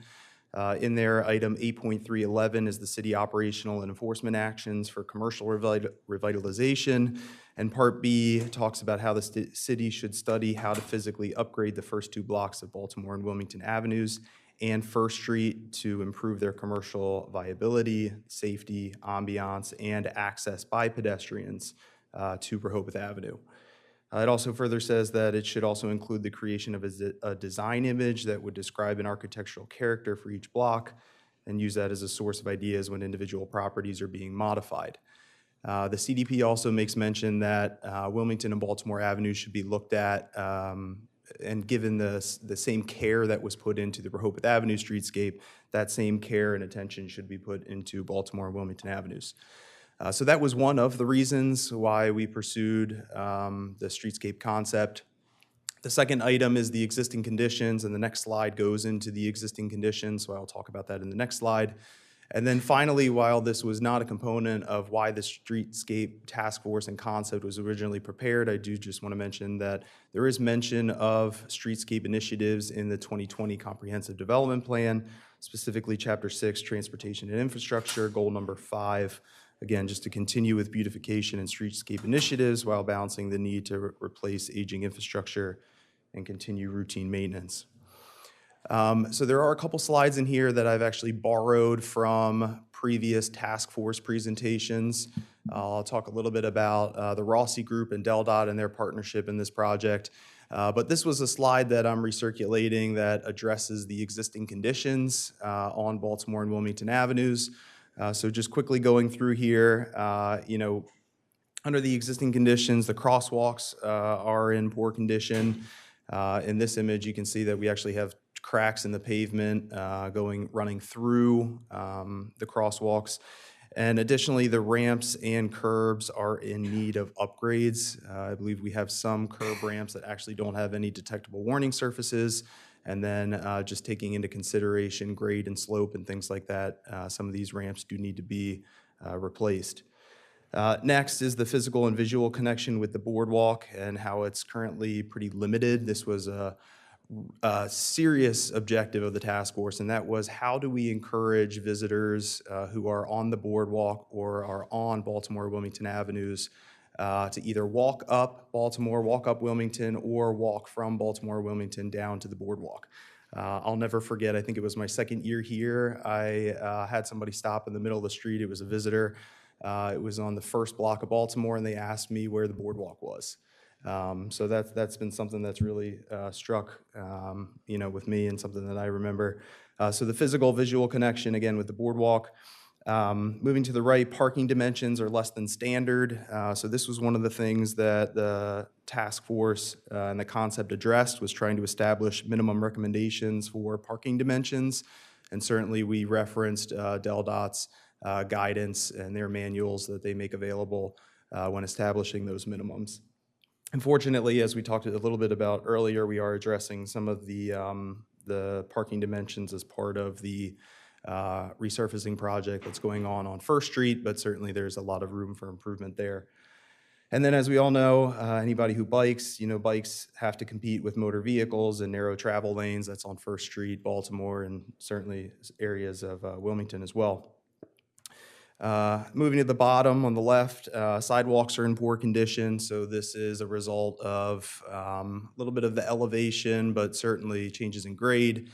We have street trees that have risen, certain pieces of the sidewalk. We do a lot of sidewalk shaving to kind of, bring them back into compliance. There are some competing features with the limited sidewalk space, so in addition to having some narrower sidewalks, there are amenities that are included, such as benches. I think in that picture, there's a news rack there, and then any beautification efforts that the local businesses attempt to do, whether it's planters or Rehoboth and Bloom planters. Certainly outdoor dining on public space has been a topic over the last couple of years, and it makes it extremely difficult to pursue those types of initiatives on Baltimore and Wilmington. And ultimately, again, it constrains the pedestrian movements. Moving to the middle of the driveways and fire lanes, they restrict parking and use of the sidewalk. There is limited scooter parking, so in certain areas where we might have a compact parking space, we've been able to utilize that space and convert it to scooter parking. And then drainage upgrades are needed as well. In some areas, part of the pavement has settled from vehicles parking in those parking spaces. And on occasion, if you go out there after a rain, you'll see puddles in the parking spaces from where that pavement settled. And then finally, moving to the bottom right, some of the pavement space is being utilized for amenities where we don't have space for them otherwise. So this is the intersection of Baltimore and First, where we have added some bicycle parking actually in the street. And again, just limited bicycle parking in other areas as well. Bicycle parking seems to increase certainly during the summer, and there's a large demand for it. So next I want to talk about how we came to develop the streetscape concept, and briefly I want to talk about how it was funded in particular. So the Federal Highway Administration provides what is called a Transportation Alternatives Program. The acronym for that is TAP, and DelDOT is the state administrator for that program. The Rossi Group is the group that we hired to assist us with the concept development. And the reason we hired Rossi is because they are a contracted consultant to DelDOT for the Transportation Alternatives Program. So by utilizing Rossi, we were able to take advantage of the Transportation Alternatives Program and ensure that that concept was funded. I don't have it listed on here, but the TAP program is an 80-20 split where the state will fund 80% of the project, the municipality funds 20%, and it is capped at $1 million. And I think I'll talk about that a little bit later in the funding piece. In February of 2021, we contracted with Rossi Group to develop the streetscape concept plan, and we formed the task force, and I think the first meeting was the following month. Again, just to reiterate, the development of the streetscape concept was funded by TAP, and ultimately the recommendations for the concept was a result of coordination with the streetscape task force and public input as well, which I do have a slide to address that. The bottom is just sort of indication on the timeline. This was a screen grab from previous presentations that we had given to the task force, because a lot of the times it became, difficult to focus on the concept without getting too involved in what would be a design phase. So where we are at right now is the concept planning. Once we further refine the scope or the concept itself, that's when we would proceed into a design and engineering phase. So just briefly, the Streetscape Task Force that was formed, it was comprised of 16 members. 3 of the 16 members were city commissioners. And the remaining membership, the other 13 members, was primarily comprised of business representatives from the specified blocks in the project area. Again, they represented accommodation, services, retail, and restaurant entities, and there were also some residents and community organizations represented. There were a total of 10 public meetings, so if anybody's interested in viewing those meetings or any of the support documents, if you just go to the Civic Web, under Meetings, you find the Wilmington Baltimore Avenue Streetscape Task Force, and all the meetings are linked there. They met through the span of March of 2021 through September of 2021. And there were 4 main objectives of the task force and of the actual concept development. One was to evaluate the ability to widen walkways for pedestrian traffic and outdoor activities. So the primary objective here is, again, trying to create a more safe space for the pedestrians and attract those pedestrians onto Baltimore and Wilmington and down to and up from the boardwalk. Examine ways to increase safe pedestrian and bicycle travel, to provide, again, the connectivity to the boardwalk and to Rehoboth Avenue, and to incorporate green infrastructure, largely through the implementation of what we call limited vehicle access zones, which are zones where, again, vehicles are limited, pedestrians are encouraged. Really, the only vehicles that would be in those areas are whether they're dropping off, they're picking someone up, if it's access to a local hotel. So again, not for parking or any long-term parking. And then certainly any green infrastructure related to stormwater would be a consideration as well. This is a slide that I wanted to incorporate. This was actually from, I believe, the very first task force meeting, and I thought it did a really great job summarizing the membership affiliations and the locations. So there you'll see all the members listed and their affiliations. And then I also want to point out that the yellow outline on Baltimore and Wilmington and First and Second was the project area. So we were looking at the first and second block of Baltimore, first and second block of Wilmington, First Street from Wilmington to Rehoboth Avenue, First Street from Baltimore to Rehoboth Avenue, and then the stretch on Second Street as well. We did not focus on the north part of Second Street because that was recently renovated as part of the Lake Avenue Phase 2 project, which was also funded by the Transportation Alternatives Program. So that area had already underwent a streetscape, so that was not part of this concept. So some of the final elements that were included within the concept, the task force did come up with recommended minimums for sidewalks, travel lanes, and parking. So there is a table that's included in some of the final documents that summarizes pretty much the existing dimensions of sidewalks, travel lanes, and parking, and then the recommended minimum. And the recommended minimum, again, was determined by the task force, but also guidance from the Delaware Department of Transportation. There was also upgrades for intersections and crosswalk treatments. So again, trying to prioritize pedestrian safety. So some bump outs were considered as part of the streetscape as a way to narrow the distance that pedestrians have to cross the street, but also the bump outs created additional buffer area, as we called it, so we could utilize that space for a bike rack, or if we were to underground utilities, which I'll talk about here in a minute, or other amenities, we could utilize that in those that extra buffer area. Also increased scooter and bicycle parking. So again, we're trying to prioritize alternative modes of transportation, not vehicles. So scooter and bicycle travel. Consideration of undergrounding utilities was a big topic on the task force. And the task force decided not to recommend fully undergrounding utilities. That involves transformers in vaults underneath the street because it's a highly specialized area. And ultimately, there has, from what we've been told by Delmarva Power and others, there's been issues in other communities that have utilized fully undergrounded utilities. But to consider undergrounding utilities, at least partially, similar to what was done on Rehoboth Avenue. And then finally, as I talked a little bit about before, limited vehicle access zones. So again, areas where we're limiting vehicles and prioritizing pedestrians. Before I jump into the final concept, I do want to mention that we did have a public workshop. This was held on September 29th from 9 a.m. to noon.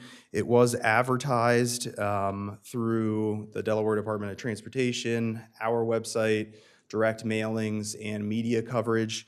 We had a total of 53 attendees who actually signed in, and 29 comments were received over a 30-day comment period.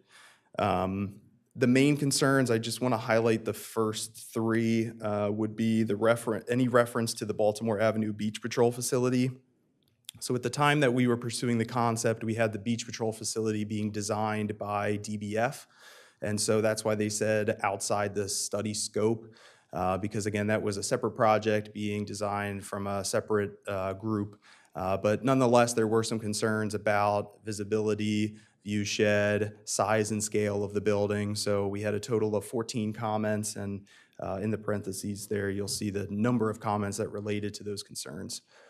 Second was the concern about the loss of vehicular parking. Again, there were 10 comments. 7 were specific to First Street because the proposal did include removing a lot of the parking on First Street, which I'll talk about in a subsequent slide. And then concerns about narrowing intersections or adding bump outs. Again, just contributing to the loss of parking was a concern. I do want to mention before I leave this slide that as part of the final report, all of the written public comments and all of the display boards that were shared at the public workshop are a part of the final report, which again is linked in Reach Out Rehoboth. So if anybody's interested in reviewing those comments, I'd suggest viewing that document for more information. So just jumping in, this is the final concept that was developed for Streetscape. For the purposes of trying to keep the presentation brief, I want to touch just on Baltimore Avenue, first and second block, and then I'll talk about First Street and the section of Second Street. So on Baltimore Avenue, the first block, this accommodates a consistent 7-foot pedestrian access route. And the pedestrian access route is really what you think of when you think of a sidewalk. So it's an unobstructed route that's dedicated to just pedestrians. There's no barriers such as a bench or a parking meter or a light pole or anything like that. And 7-foot minimum was what was established by the task force. So that's the orange area. There was no narrowing of the PAR to less than 7 feet, which was great. And we were largely able to accommodate the wider pedestrian access route by narrowing the travel lanes. There were some bump outs that were utilized. You'll see the intersection of Baltimore and First Street where we did utilize bump outs to, again, shorten the distance that pedestrians have to travel to cross the street. But those bump outs allowed us to incorporate some other amenities such as scooter parking, which is the purple. Also, if we were to partially underground utilities, proposed location for a transformer, bicycle parking. So there's some amenities in there, street light, that we would be able to use that buffer area for. The through lanes were widened from 12 feet mid-block to 16 feet near the boardwalk. So when we originally developed the concept, we had a consistent 12-foot travel lane. But again, a lot of the feedback we received from the task force was that they liked how the streets narrow on Baltimore and Wilmington. It opens up the view shed at the end of the street, so we wanted to incorporate that. So we did widen the street to, I think, just over 16 feet as you get near the boardwalk. Head-in vehicular parking replaced angled parking spaces and upgraded to meet the standards there. And again, there were no parking near some of the intersections, so we did lose some parking near those intersections to accommodate the bump outs. You can see here that we have dedicated, on the far right in black shaded area was the beach patrol. We had the limited vehicle access pedestrian plaza zone, which was still under development, but again, wanting to limit vehicular access, prioritize pedestrians. And then at the end of the street, we knew that access for deliveries, access to the hotels, access close to the boardwalk for people who want to drop somebody off was a big priority. So we had this turnaround area / no parking zone that was designed for the street end. On the second block, a lot of the same concepts apply here, but certainly the street becomes a lot more narrow, so it's a little bit more challenging, but we were able to accommodate, again, a consistent 7-foot pedestrian access route, so none of the areas narrowed below the 7 feet. Bump outs, again, were utilized near the intersections to create additional areas for pedestrians. The through lanes were consistently 12 feet, so we didn't have any narrowing on these streets. And again, just no parking near those intersections. This is the concept, just briefly, on North 1st Street, South 1st Street, and South 2nd Street. So on North 1st Street, we were able to accommodate a consistent 7-foot pedestrian access route. We did have through lanes and turn lanes widened beyond what they are now to be consistent at 11 feet wide.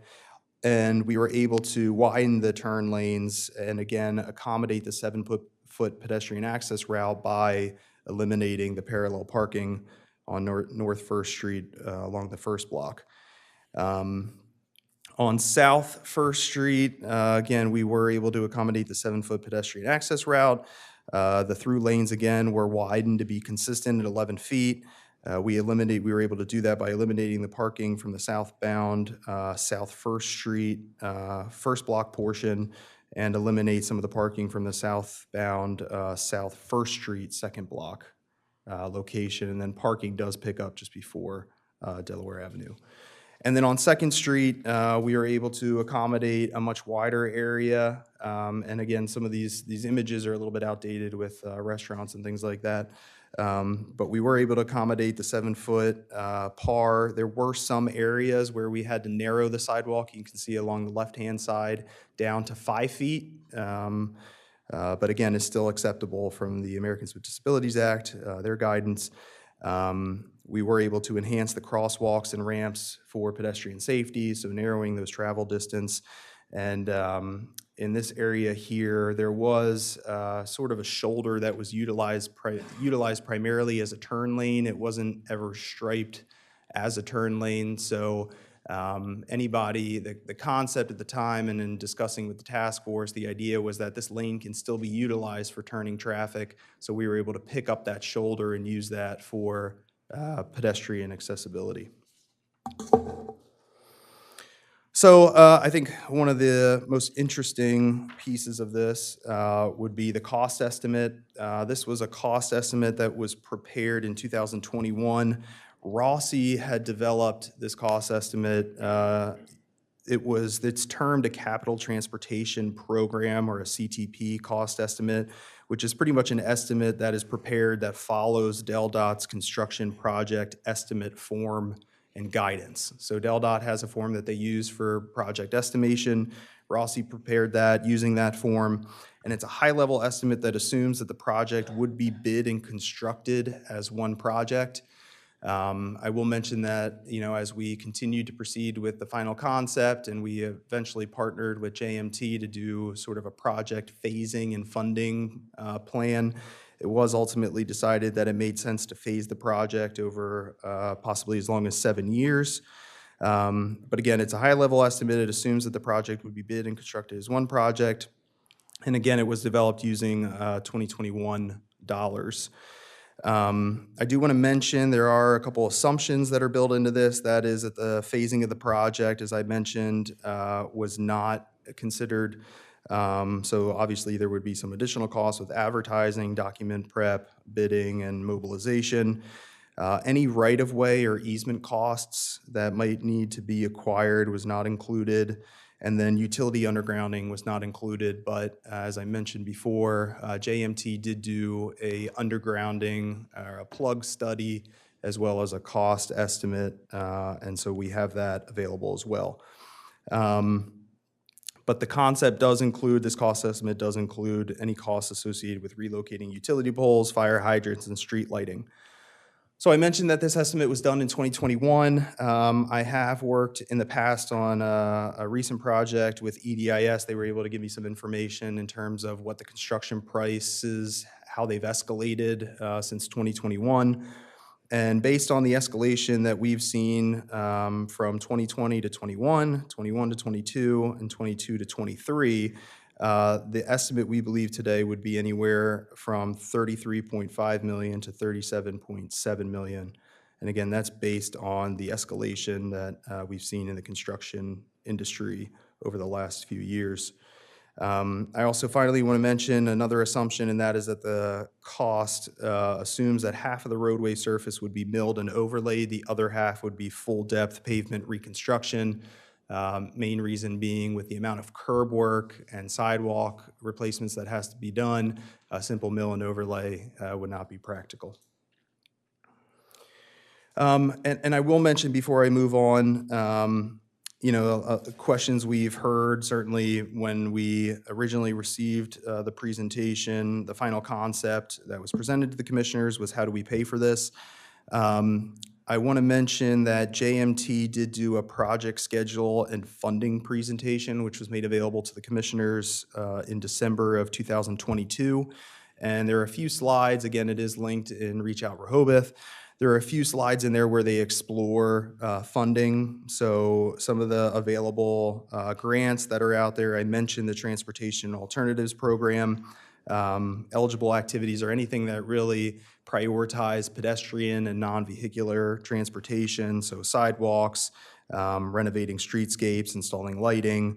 As such, it is capped at $1 million, but we've utilized this program in the past, and I actually was on a phone call with some representatives from DelDOT this last week, and they said that moving forward, they would be interested in receiving an application from Rehoboth Beach for future streetscape design and construction. JMT also talked about some federal grants that are out there, so Building Resilient Infrastructure and Communities, or the BRIC grant, that some of the eligible activities are utility infrastructure protection.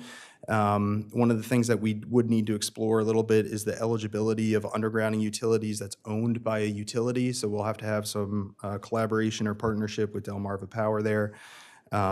So that is a possibility.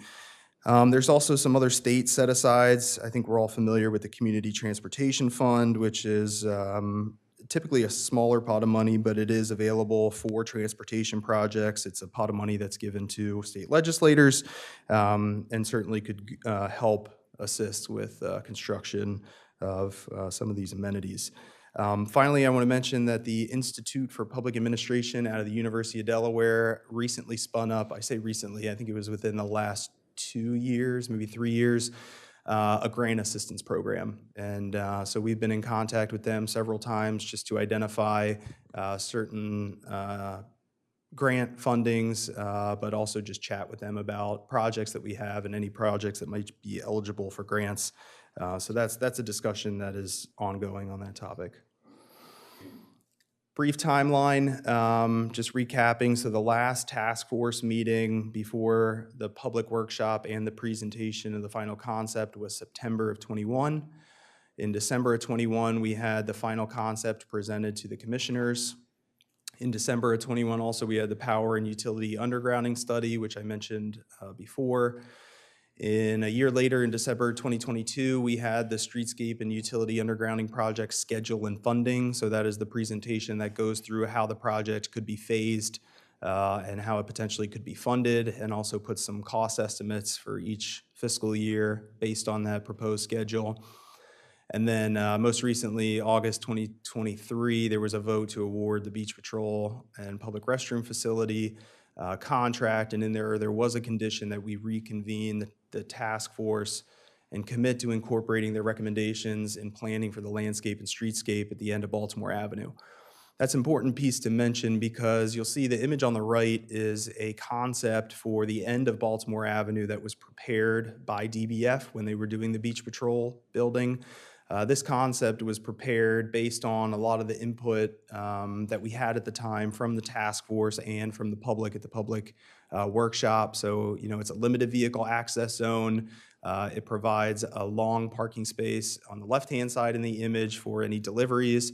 It provides some short-term parking on the right-hand side, but also provides for a turnaround space for anybody who might need access to or from the local hotels or is interested in just dropping anybody off near the beach or picking them up.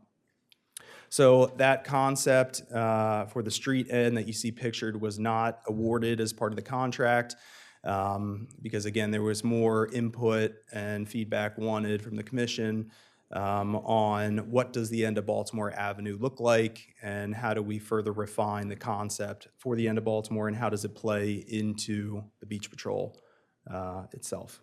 So again, just at the bottom timeline, we're still in the concept planning phase, and the goal is to really look at this concept again, further refine the concept before we move into a design phase. And that really brings us into the scope of reconvening the task force, which was talked about at the last meeting. This was a scope that was presented. It's in the agenda item report in this agenda. And again, the objective is to reconvene the task force, really to lead the charge on that condition to the Beach Patrol vote. So let's discuss amenities and what the streetscape landscaping looks like on Baltimore Avenue, in particular by the Beach Patrol.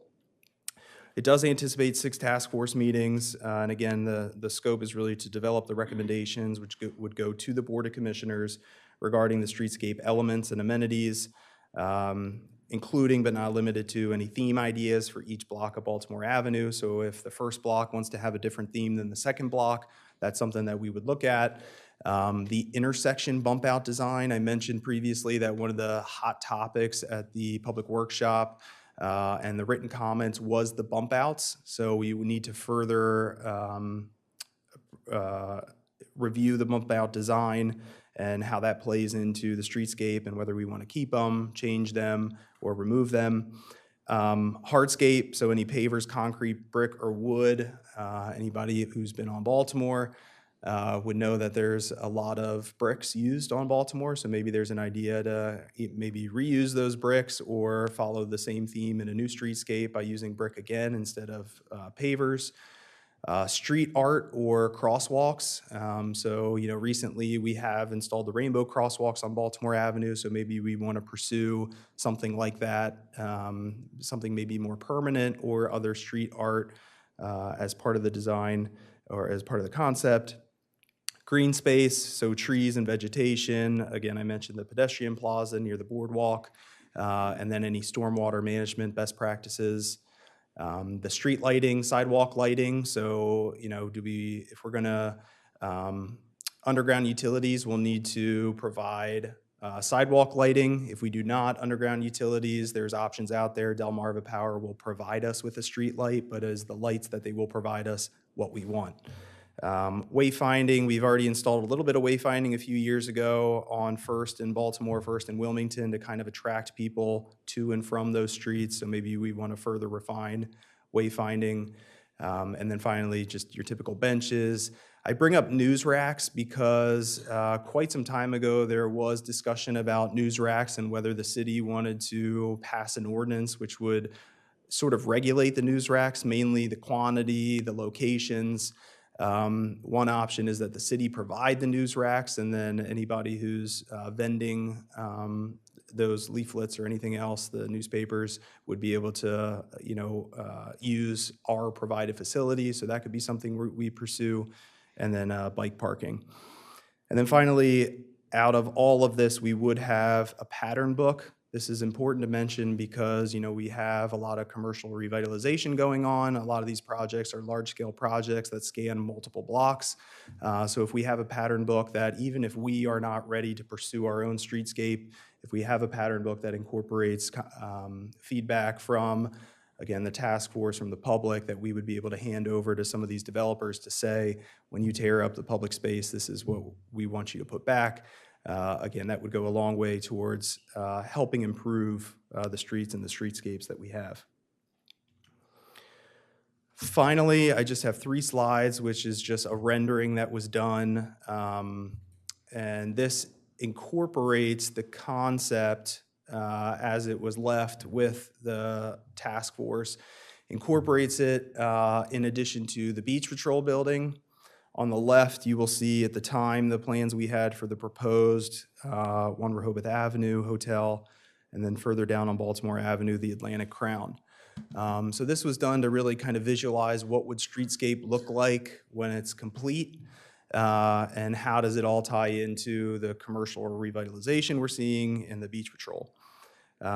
So again, this scope, or this concept, utilizes a lot of the areas or recommendations that the task force came up with, but there may be areas that we need to further explore. So in the concept here, you'll see the utilities are undergrounded. We have a transformer here shown above ground. We've got sidewalk lights, but there are other amenities that we might, change based on the task force recommendations, which would change the way that this concept appears in this rendering.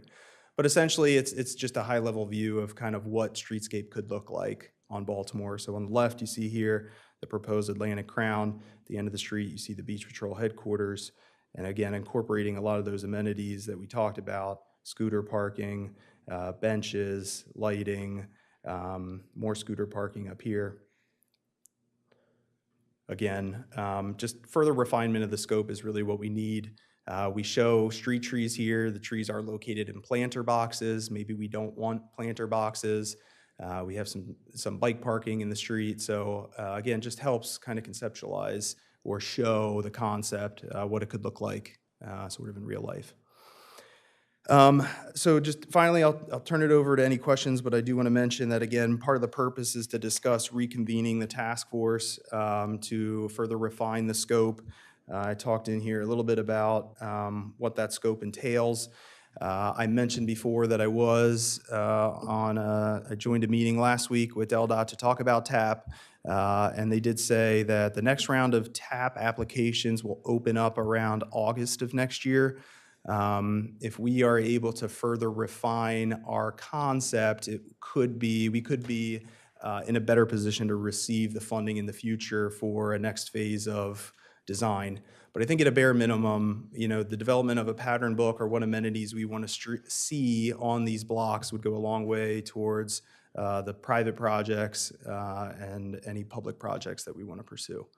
Evan, thank you very much. I think you've done an excellent job. Just go back and reiterate on a previous agenda we had on there consideration of giving a contract to Rossi as a consultant to manage reconvening the Wilmington Baltimore Task Force.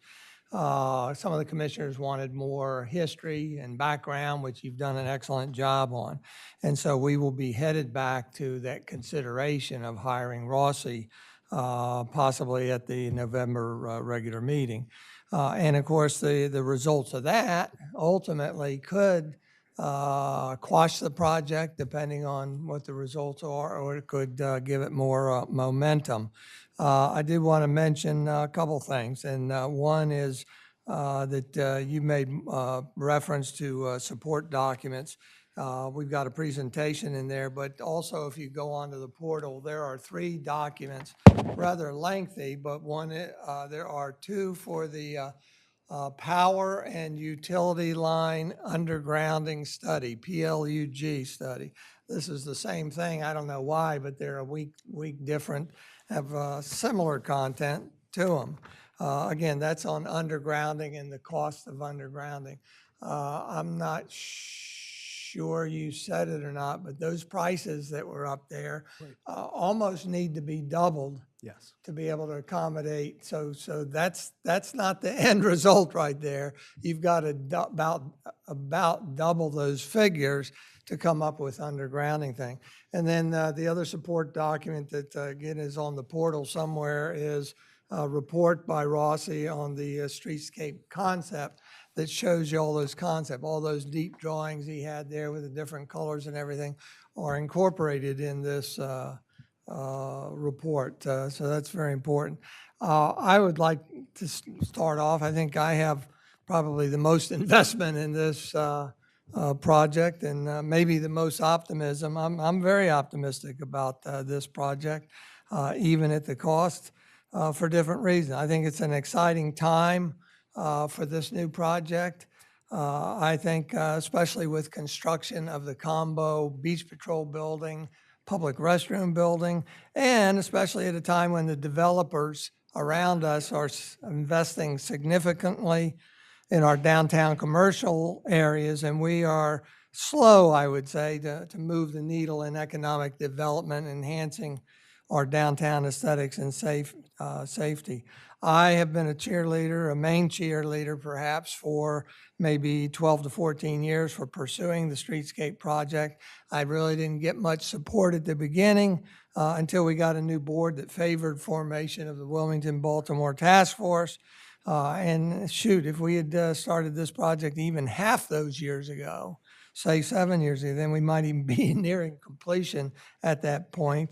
And at a significant cost savings, what the project will now cost us. So I want to again thank the 15 other members. I was number 16, 15 members of the Wilmington Baltimore Streetscape Task Force that committed their time to meet, react, and assist in development of a new streetscape concept with new standards. And I continue to believe heavily in the need to realize this project. Keywords for me that you helped highlight some of them.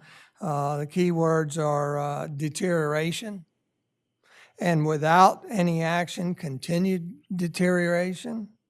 Substandard is a keyword also. How Evan hit upon, but non-uniform widths of travel lane, non-uniform widths of sidewalk, too narrow sidewalk, non-ADA compliant sidewalk sections, specifically between the intersection. We have done a good job addressing over the years, very methodically, bringing into ADA compliance the intersections.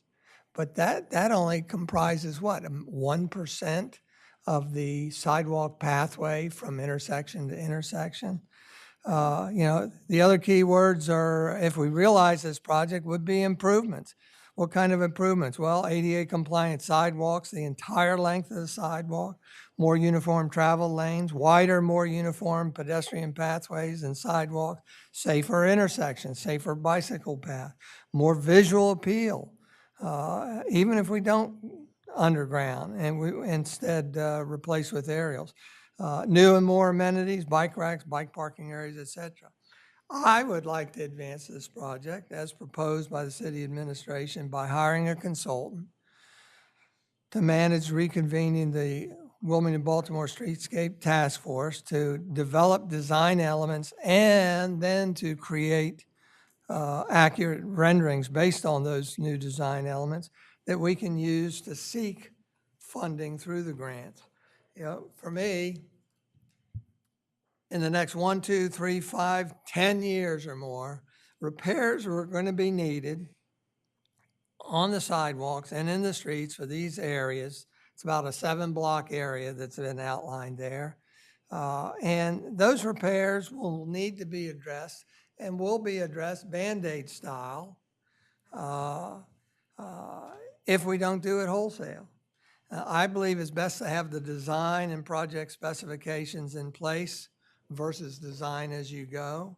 I think we need to boost economic development, to invest in our downtown, our city overall. There are towns that I visited during the design of the boardwalk that did big revitalizations of boardwalk towns. Long Branch, New Jersey, Asbury Park, New Jersey, Myrtle Beach, South Carolina. Long Branch, New Jersey was a unique situation because they actually had private-public partnerships, and it literally tore down an entire 6 to 8 blocks of the town and rebuilt. Well, you can do a lot more when you rebuild than you can in a retrofit situation.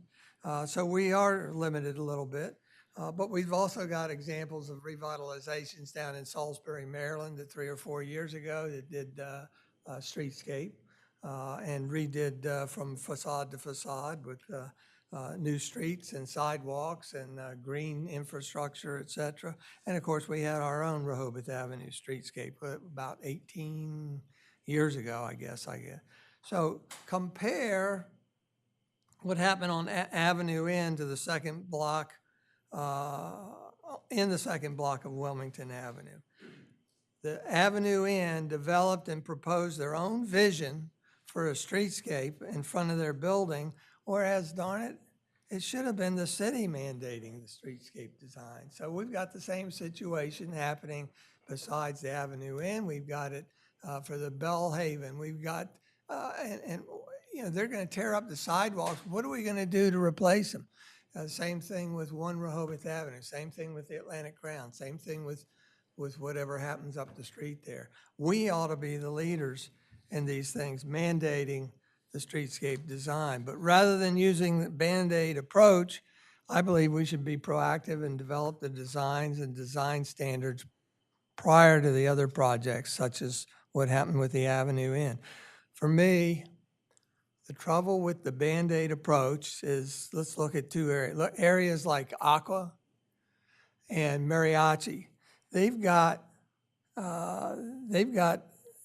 situation there where there are large discrepancies in the height of the sidewalks and the street, large, such that it's going to be hard to design those repairs in isolated areas. You've got to design that area, you've got to design the 1 or 2 properties abutting it to the north, to the south, or east and west in this situation. So I'm tending to say it's better to do the design now. You know, even if we do the design in 4, 5, or 7 years, over the course of 4, 5, 7 years, which is the proposal, I think we'll end up something we're proud with and that benefits the pedestrians, bicyclists, drivers, delivery drivers. Funding, no doubt, will be the biggest challenge, but I'm proposing that we need to go forward with this design and the renderings so that is our first thing that we use to seek funding. I chaired the Wilmington Baltimore Task Force. I want to share with you that that task force said that undergrounding was the most important element And this was to emphasize the importance of undergrounding to the task force. Ed, you were on there. Cleaning up aerial clutter. But we never talked about the what if. What if the project becomes too expensive? What if? And I don't believe that we can, so anyhow, that's left in the hands of the commissioners now. Do we underground or not? My personal belief is that we cannot afford undergrounding. So my suggestion is to abandon undergrounding, or at least keep selective areas. Maybe you could do it on North First and North Second or Street or something. But otherwise, I think we need to abandon it, and we need to pursue cleaned up aerial wiring. Use Lake Avenue over here between Rehoboth Avenue and Starbucks and 3rd Street Bad Hair Day as an example of a new streetscape that abandoned undergrounding in the design stage and instead cleaned up the aerial poles by replacing them. What was the situation there? Lake Avenue project replaced crooked, warped wood telephone poles that were wavy. They were in and out of alignment. Some of the telephone poles were actually in the curb. Some of them were in the buffer. Some were in the sidewalk there. Now they're all in a straight line there. They're all new wood poles. There's uniform placement in the sidewalk. And they're taller, which may even have contributed to better aesthetics and visuals. Certainly, by replacing the telephone poles and not going undergrounding, it's less expensive than undergrounding. And that's what actually allowed us, in my belief, to pursue the Lake Avenue project. Otherwise, we'd still be scratching our head about funding. I think we also need to be mindful that we need the end of Baltimore Avenue designed and authorized to move forward. There's a time element, very important considering the pending construction of 1 Rehoboth Avenue and Grotto Hotel complex. Again, I know it's a big decision. It's in our hands. I believe there's no better time to get started. It's never going to be less expensive than today. We need the vision and the dream. We need to keep up with the new hotels or pending new designs for existing hotels. And we've got new hotels coming. We've also got a major renovation of one coming. And goodness, if we were ready for these designs, there's a potential for, I don't know how many, 500, 600 linear feet of sidewalk in front of these hotels that we could be making them pay for. But right now, there's absolutely no design consideration for those. So anyhow, I think part of the forward path is to create those design pattern books and then create the renderings. And look, if the project, the streetscape is never rendered wholesale, never done, at least we have the design standards in place for all these other renovations that we're looking at. So anyhow, that's Can I offer some spiel. comments? Yeah, I apologize. I had advised you that I have to leave, but this is important to me. Conceptually, this is a wonderful project. We should do it, conceptually. I'm sorry, say that. Conceptually, this is a wonderful initiative, and I think we should do it. I have a very simple question that remains unanswered, is can we afford it? I hear in Evan's presentation that there are grants available to us. What do they amount to? In the best world, what do they amount to? In a realistic world, what do they amount to? I think it's not that much. And if what you said is true, Mayor, which is we should double the cost that was on the screen, I think Evan said that would probably be around 3 million today in real dollars. So if we double, I don't know if you really meant double that to 60-some million dollars. That's a big ticket. If we can do it, if there's a way to create some public-private partnerships so that we're not bearing the cost of all this, I think it makes a lot of sense. But the cost of it is a huge question. And so before we spend money on a consulting group to reconvene a task force, which I also support, can we please have an honest discussion about the probability of us wanting to or agreeing to funding this project? And if it's being funded in stages, how is it going to be funded in stages? Just an honest, realistic, open to the public discussion about the funding, so that we don't get ourselves into a pickle with the public again. So, Commissioner, if I may, to answer your first question, can we afford it? We would only be able to afford it if we do it in a phased approach, block by block or a couple blocks at a time. I believe Evan mentioned that with the TAP funding, you can get up to $1 million on a project with an 80-20 split. So we would have to be looking at small scale.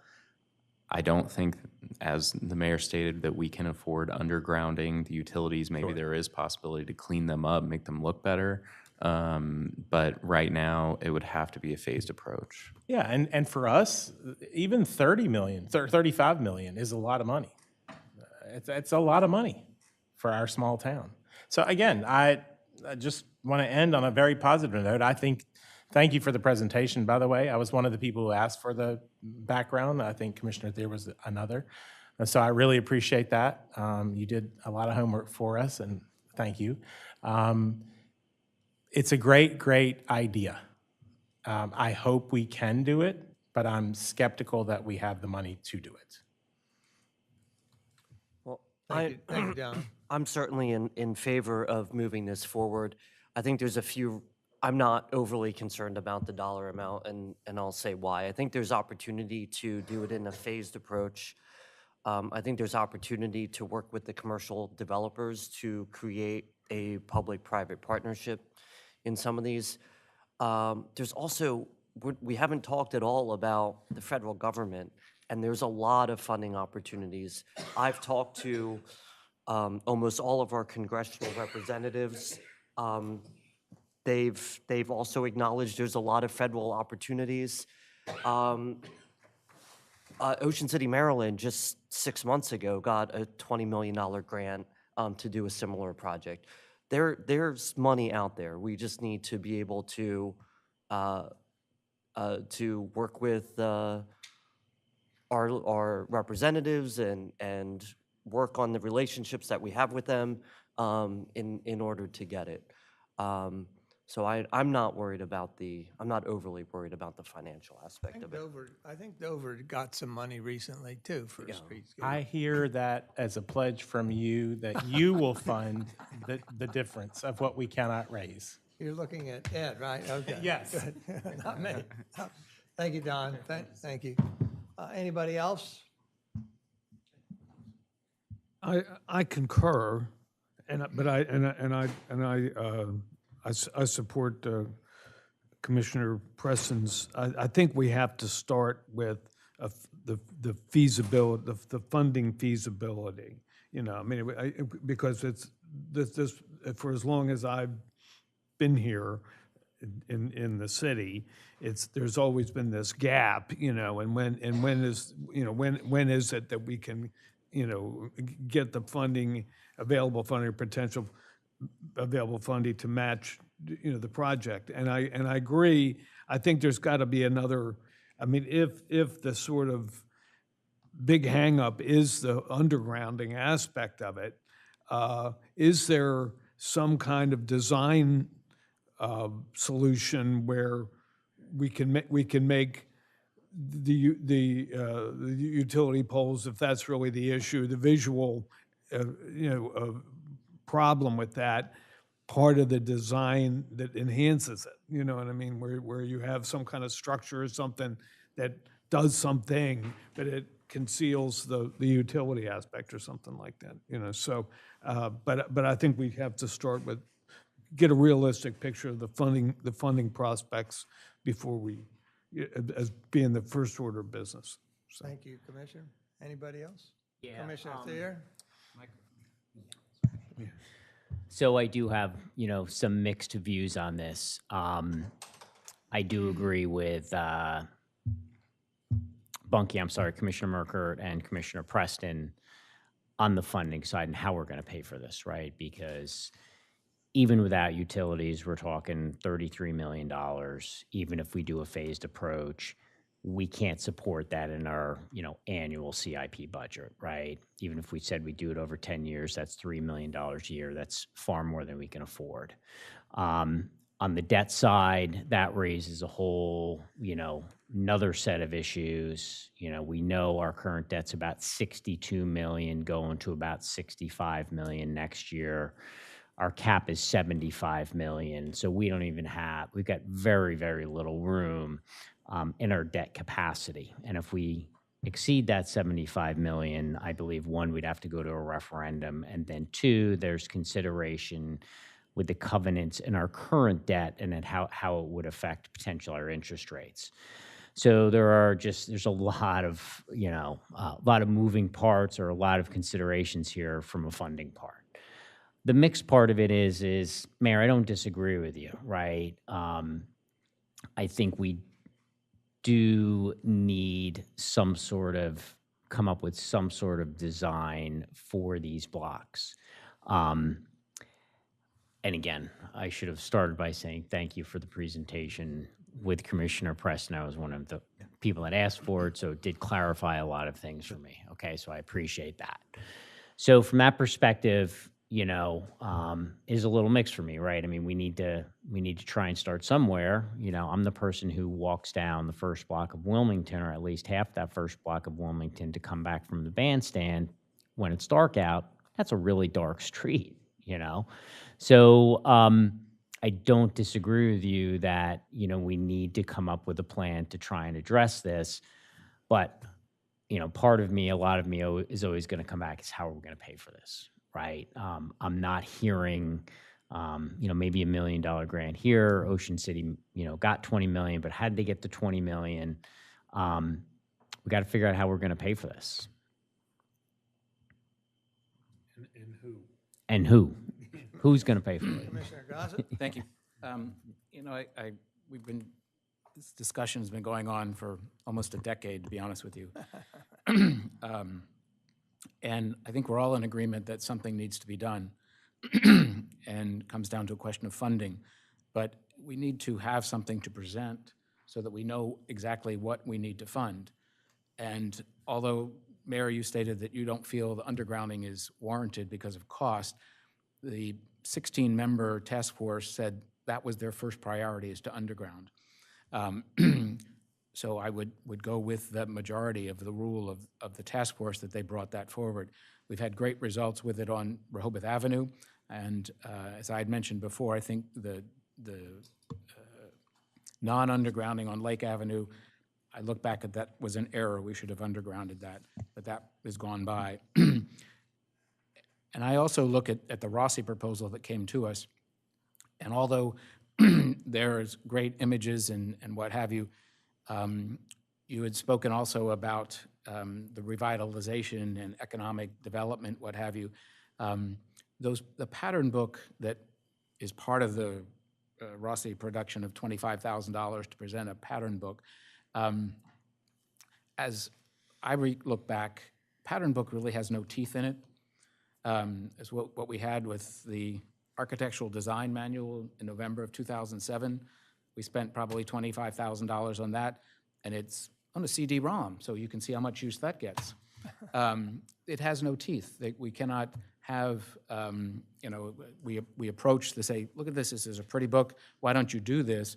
And if the developer says, nope, too expensive for us, out of there.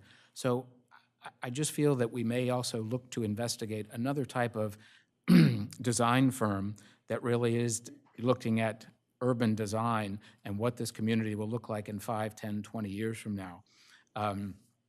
This is a lot line to lot line projection, but to develop beyond those lot lines, that's what really is going to make the difference. You can have great sidewalks, you can have great streets, trash cans, benches, all of that information and amenities, but to really have an impact on your experience are the buildings around you. As you mentioned, what Avenue Inn has done, and that all on their own.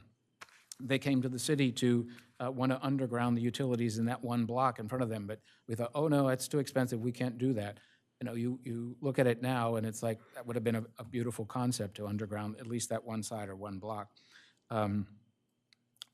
Again, the funding, I believe we should go forward with developing a plan that would include undergrounding utilities in a 4 or 5, 6 phase appeal here.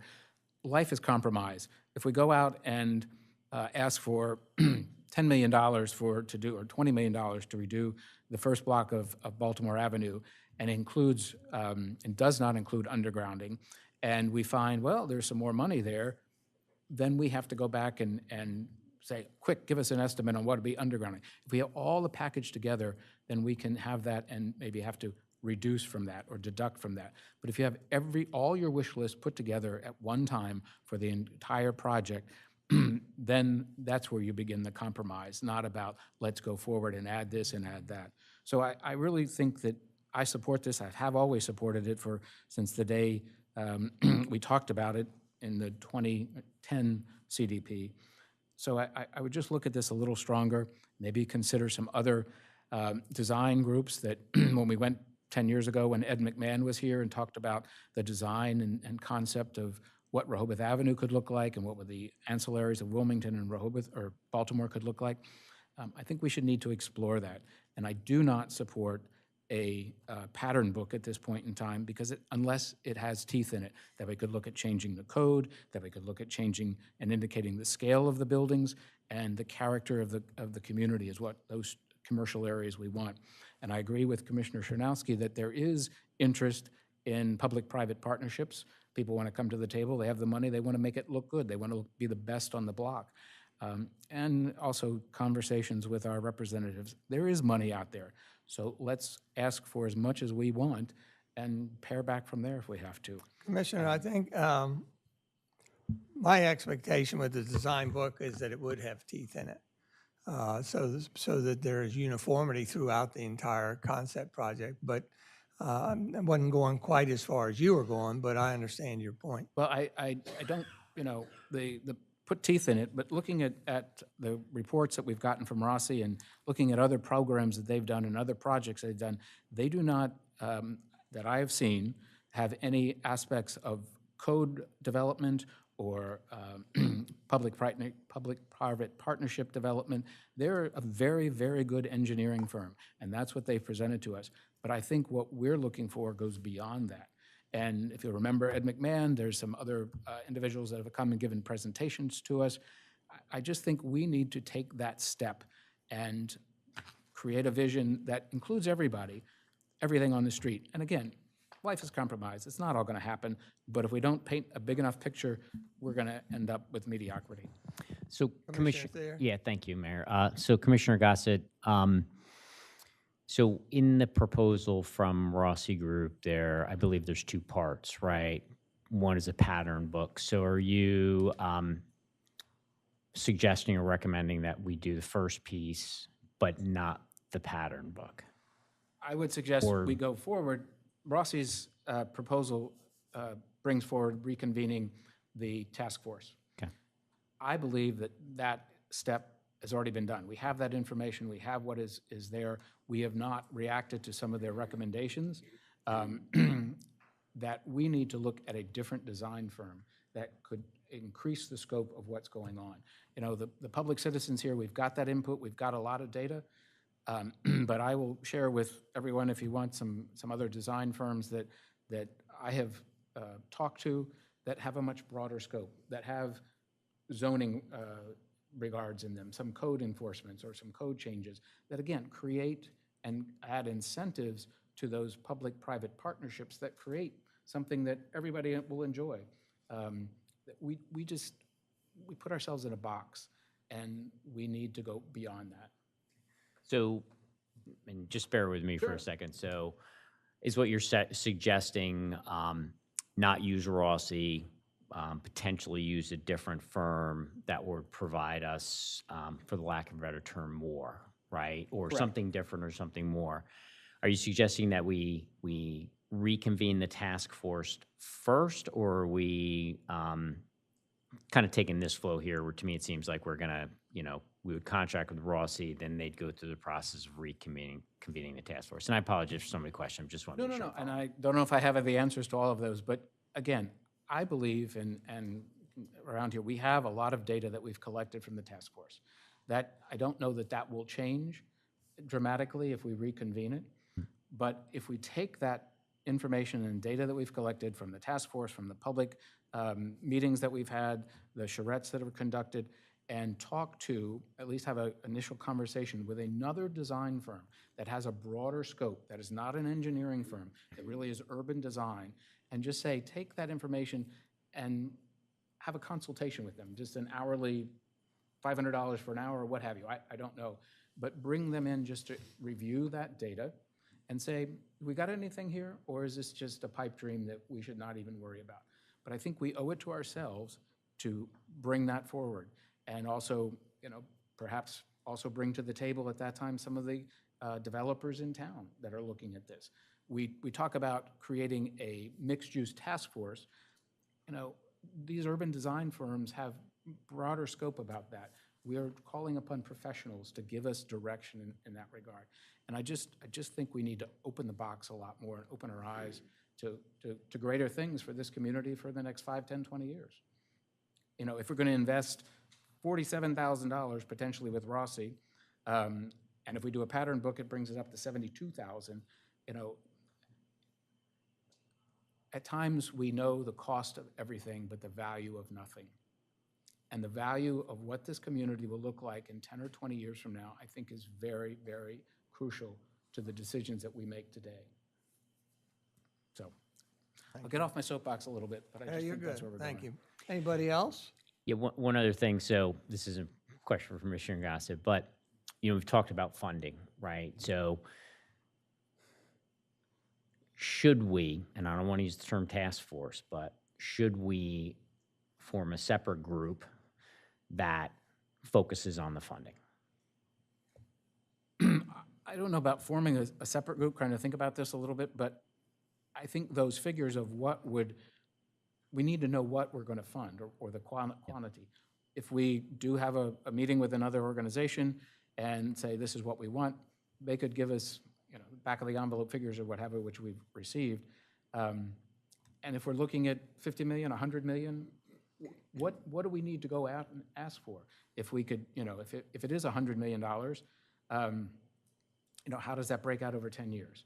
And, we've talked about the conversations about this, of our debt limit, of reducing our debt, of expanding the debt based on a percentage of our budget. I mean, there are things out there that we need to look at, and they matter holistically to fit together here. That we at times, many times, just looking at individual siloed issues that need to be explored and brought together on the table. And I think with Mr. Tedder's experience past in economic development and other communities he's been in, you've been at the table where things like this have developed and expanded. So I think taking advantage of your past experience and bringing it to our little community here of Rehoboth, it opens a whole new world. And it may be something that's, you open the box and you don't like what you see, but we've at least got to open that box. That's, again, just my opinion. Thank you. Anybody else? Let's go to the members of the public. Would anybody like to offer any comments? Sam Cooper, 13 Newcastle Street, and you spent enough time on this already. But my thoughts are, I was, heavily involved at Rehoboth Avenue. We had about 3/4 of the funding of that in grants. I don't quite understand, but it seems like this has been taken to quite a level. And the concept when the Rehoboth Avenue was to take the design to a point where you could approach. And I think you're almost there. I mean, I honestly believe you need to investigate funding sources and report back on that. There's no way that I can see this city is going to fund $60 million for those 2 streets. If I had the $60 million and I was to say I wouldn't spend it on that, I'd spend it on something that I got more bang for my buck than that. If you can get outside funds, that's a different story. You talk about private partnerships like it's a magic potion. I don't know who the private entities are. Is it the people that own property on the streets? If it is, call them into a meeting and see what they're willing to put in it. And my experience has been they're not willing to put in much, very little. You know, so, you know, I think you probably check that one off pretty quick, you know? So you know, I do think you need to take it to a point where you have something to present to funding agencies to say, this is what we want to do. But beyond that, I think, you know, until you have identified outside funding sources, you're spinning your wheels and wasting money. Thank you. Thank you, Sam. Anybody else? If I could, just real quick, Yeah. I think Mr. Cooper brings up a great point, and something that's been in the back of my mind certainly is, you know, I know there are funds out there and available. My question is always, when it comes down to the eligibility criteria, how eligible are we? I think, you know, it's very difficult to compete with communities in Delaware that may not have broadband or other areas of, you know, the nation that are struggling. So I think that would certainly be part of our analysis too, as we're looking at funding sources, which ones are actually, you know, ones that we could be highly competitive with, so. Anybody else? I did want to say too that this idea of phasing it, yeah, you can phase it, but you can't break it down in too many pieces because you're wasting a lot of money making tie-ins that you're going to tear out next year, and the cost of advertising and everything just pushes it up. Thank you. All right, we're going to let you and Taylor decipher what the next steps are here. Sure. Well, I think next steps, I can certainly chat with Commissioner Gossett, talk with him about his ideas, or at least any of the companies or firms that he's had conversations with. The other thing that I was going to do was DelDOT has other contractors that they use under the TAP program, so I was going to explore that avenue as well, see if any of them might meet the urban design firm that we're sort of looking for. But from there, I think city manager and I can chat about next steps. I don't disagree with you getting together with Commissioner Gossett and looking over it. Just I'm not giving complicit agreement to any of that. I think it'll add a lot of time to it. But We've only been working on this 3 or 4 years, so. okay, good. All right. With that, we'll move to the first and only item of new business, status update on the Rehoboth Beach Patrol Headquarters / restroom facility. Evan? Sure, with that, I'm actually going to turn it over to JD, who's here with EDIS, so. Are you okay with using the PDF? Yeah, that's perfect. Thank you. Good afternoon. There's a few members of the commission that are not familiar with me, so I wanted to do a little introduction. My name is JD Bartlett. I'm an operations manager for EDIS company. I'm also a professional engineer. I'm headed into my 25th year in the industry, and I've been fortunate enough to work closely over the last 5 years with the city staff. So I just wanted to give some background. I thought it was also prudent to sort of talk through the role of EDIS. I think it's been misunderstood to some degree, and I thought there'd be value of touching on that. We're often contracted with a more complete role on projects where we manage the day-to-day activities, including all subcontractors and day-to-day things that happen on the job site. On this particular project, we were brought in later in the project. Later in the design process.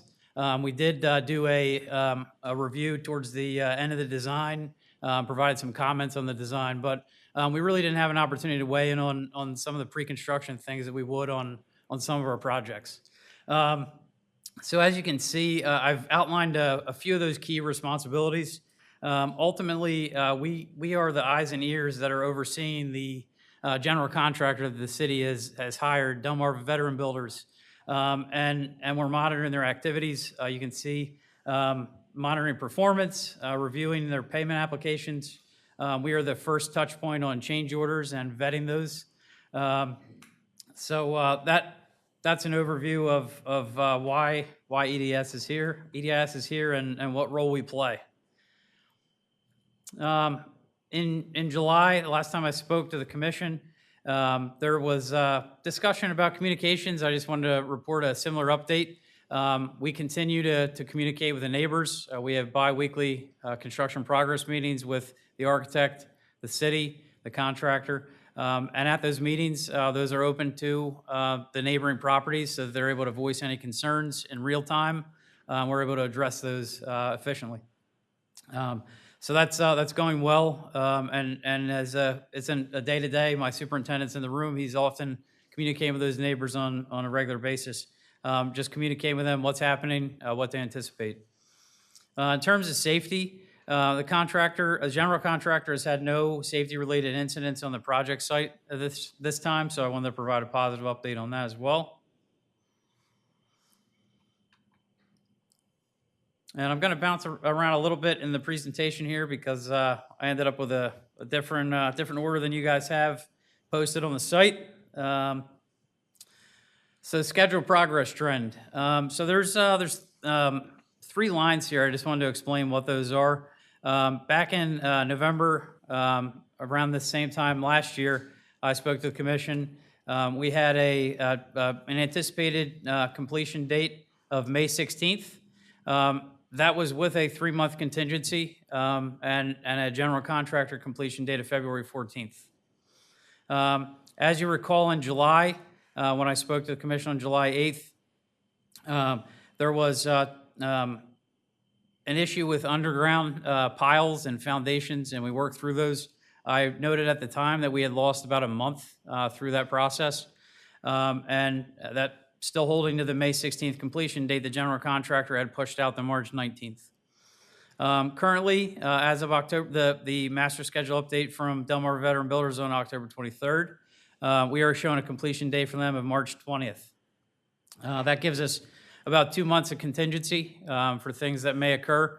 You'll see we lost 1 day since July. We've been very fortunate with the weather conditions and weather patterns. Concrete work has gone pretty efficiently with the lack of rain. Certainly not a good thing for other reasons, but from the construction standpoint, it's been effective at helping us maintain schedule. To that end, at this point, there's no risk to the completion schedule. And I want to kind of talk through how we know that and how EDIS is diagnosing that with the city. So in terms of project milestones, to be clear, EDIS does not control the construction schedule. There's a lot of changes that happen day to day with subcontractors and sequences that the general contractor is responsible for. Again, we have an oversight role. So as part of that oversight, the city asked us to project some critical path milestones. These would be the milestones that need to be met in order for the project to be completed on time. That does not say that if one of these is missed that the project can't be completed on time. That would be when we'd be looking at the general contractor to come up with a means for recovering schedule and demonstrating that to us. So some of the key items on this list that I wanted to touch on. December 1st, we would expect to see a slab pour of the second floor in order to maintain timeline. By January 15th, we'd be looking to have roof framing complete. March 1st, the building should be weather tight. And then lastly, April 15th, the permanent HVAC startup would occur. So again, this is a metric for us to compare how is the general contractor doing towards meeting that May 16th opening date that we've been targeting the whole time. Kind of looking through some project updates and how it's going. Back in May of 2014, just to give you a rewind a little bit, we were struggling with the, just finishing up the situation with the piles. You can see that photo. And then a little over a week ago, the photo on the right, the large photo, shows a view from the south corner about on the boardwalk. And you can see the progress that's happening to date.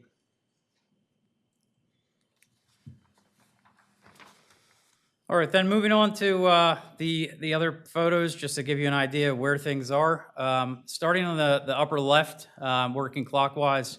The first picture there, that's the men and women's restrooms. So you can see all the infrastructure that's going into those and what's happening there. Moving on to the next photo, that's a pedestrian access from the boardwalk up to Baltimore Avenue. The next photo, you see some door frames going in. Those are going to be changing rooms for the public on that's on the north side. Down at the bottom, there's a bird's eye view, just to show all the infrastructure that's happening in that lower level.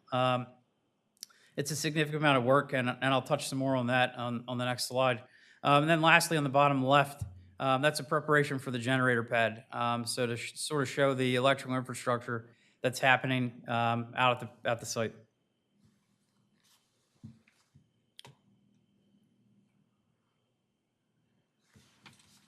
All right, moving on to the next slide.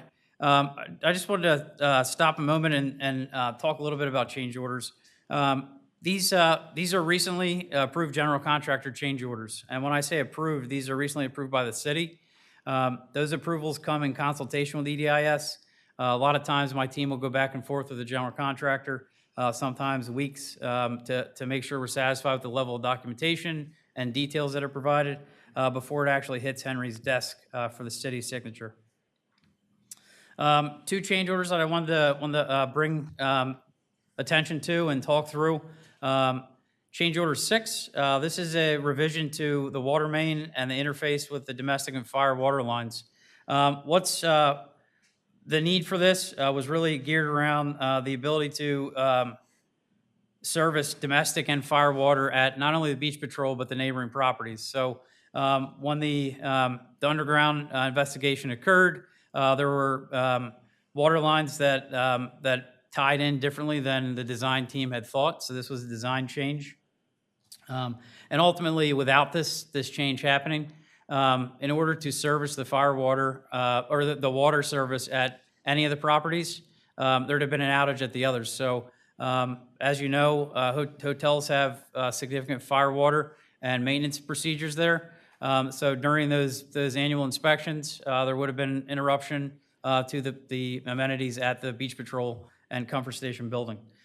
So that's the purpose for the change order. Again, it was a design-driven change. Moving on to change order 17, presented in the last update from Henry, you heard a little bit about cameraing a stormwater line. And this approval included the result of that investigation. So there ended up being a underground stormwater line, not in the project site, but just outside, that had collapsed. So it was efficient for the project team to move forward with correction of that work while we were there, as opposed to restoring everything and then opening it back up later. So those are the only two that have been approved since your last update.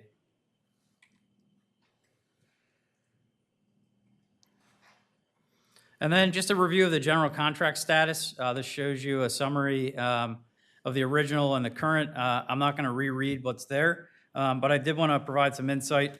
Currently, you're at a 13% change order rate. In my opinion, this is within the anticipated range for a similar project, particularly in a general contract format, especially with the amount of underground issues that we discovered early in the project. So I thought it was worth noting that.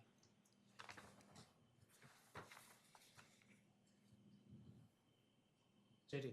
Sure, Quick absolutely. question on that 13% change rate, what's the dollar amount on that? It's the difference between the 5.5 million and the 4.8 million. Okay. The 1.3. Got it. And there's still some outstanding change orders? There absolutely are. As I mentioned, my team is pretty vigilant about it, much to the displeasure of the general contractor at times, but we're pretty adamant about the details being clear and us understanding what was required as part of that change order. Thank you. Sure.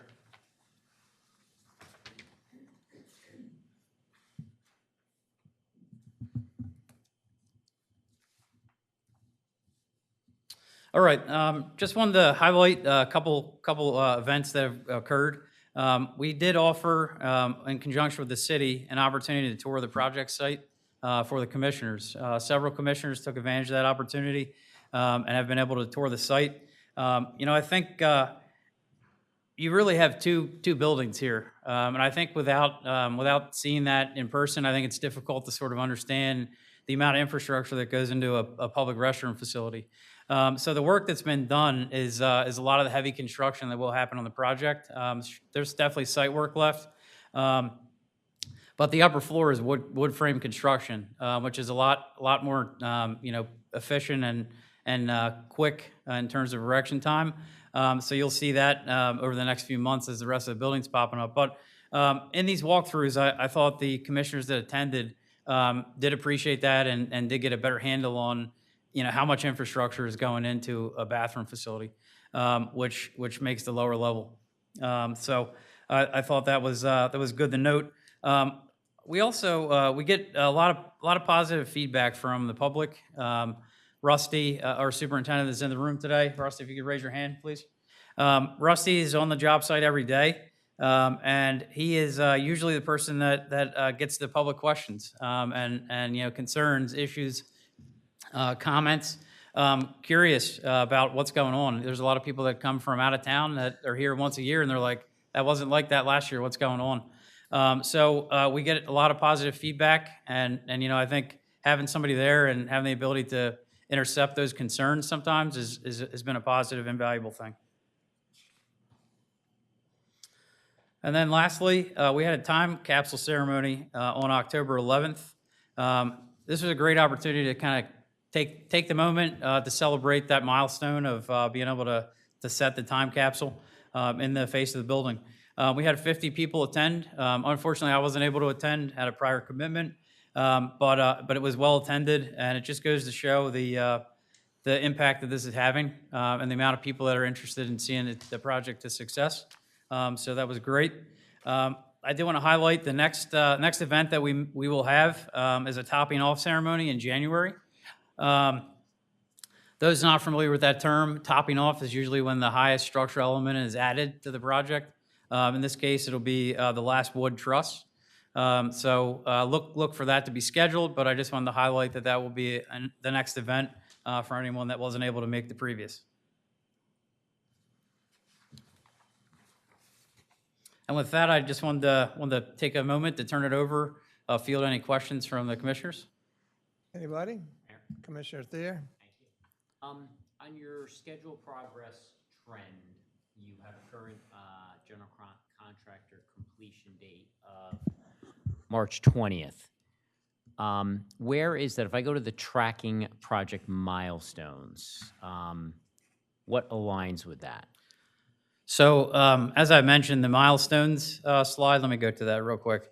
So this is not the contractor schedule, and it shouldn't be misconstrued as such. This is from EDIS as a means to monitor where we believe the critical path items need to be in order to meet the timeline of May 16th. So the general contractor intends on meeting all of these dates with their current schedule. For example, the second floor slab pour is currently scheduled for the 18th of November. So they're ahead on all of these items at this point, which is why you're seeing in the scheduled trend slide, that's why you're seeing that March 20th completion. Okay, so I think what you're telling me is that these don't necessarily align. That is correct. So where you've got, I mean, and again, not an expert here, but if I see GC completion date of March 20th, I'm thinking that's probably going to align somewhere with, HVAC equipment startup, punch list walkthrough. That is when they anticipate having substantial completion based on their current progress schedule. Would be punch list walkthrough? Yeah. Okay, all right. So where you've got it on your schedule of 4/28 right now, they believe, I don't want to say they believe, what they're saying is they're more like March 20th. That's right. Okay. So what I'd ask is that it's really, You and I spoke, right? I mean, Yeah, we I did. was one of the people who did the tours. And by the way, thank you for the tour. It was a great tour. I'd recommend the tour to anyone who hasn't done it. It's important that this gets done. So I would ask that any slippages you communicate it to Henry and to Mr. Tedder immediately. So I will just add that at the biweekly meetings, the city is always present. So there's never a discussion in that room that doesn't happen with the city involved. In fact, with AI, the recording ends up getting emailed out to the city as well. But the schedule is a constant agenda item at that meeting. It isn't something that gets bypassed. It's talked about head on every meeting. The contractor also submits a monthly schedule, which EDIS reviews, comments on. We hold a monthly meeting with them related to schedule, really to dig in and question them, give them a little bit of a gut check on whether or not we think they're where they think they are. Thank you. Absolutely. Commissioner Gossett? Thank you. JJ, on that same tracking projects milestone, of those, I'm going to put you on the spot, but is there one of those items that would be more problematic that could have a greater impact on that schedule than others? So ultimately, lead time is always the biggest stress. And in this case, a lot of the big equipment has been purchased, received, and is sitting on the ground. Where we could run into issues is any manufactured products. I think storefront windows are always a stress. Fortunately, those have already been fabricated. So that's not a concern either. So I think in terms of biggest risk, HVAC startup, because the equipment sometimes ships and it's not functional. You don't know that till the day you turn it on. So that's always a risk. In addition, I think weather is a risk. I think we've been very fortunate right now with the amount of dry weather we've had. As I mentioned, it's certainly causing fires and droughts and other things that are negative. But for the project, it's been a benefit. I think one day we're going to get intense rain. Now, one positive thing to note about the building construction is once the second floor is done, the first floor work can really be happening while it's raining. So we get an advantage there. And I think, if we don't see a weather-tight date of March 1st, I have concerns about finishes and being able to get the finishes in place. But other than that, those are the big risk items at this point. Thank you. Sure. Anybody else? Any members of the public have a question? Walter, are you coming up? I am. Okay.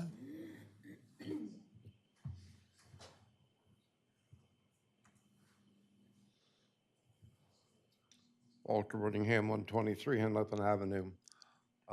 We're all subject to the 3 minutes. You all fit in there too. To the gentleman, as I'm sure you know that there was no plans before bidding and award. And other than 2 people at the board here, you're all responsible for this. But changing subjects for a minute, at the last meeting, we don't get answers to questions. But I raised it again, and thank you to the developers for getting the bathrooms extended up at the Henlopen. And I asked Mr. City Manager, how much did it cost? There was no answers to any of those. There never is answers. So, and then to turn around and leave them locked until Seawich was just stupid. In any case, CDIS arrived late, so there was a change order 2, I think, in the past, but that information is not in front of us. But are there any change orders pending at this point? Yes, there are. How many? Why don't we see any of that in here?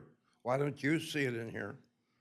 So change order number 6. The city had in possession pictures that we derived from the city's Public Works Department showing the water lines. We knew about the water lines that went underneath the Atlantic Sands to the other street.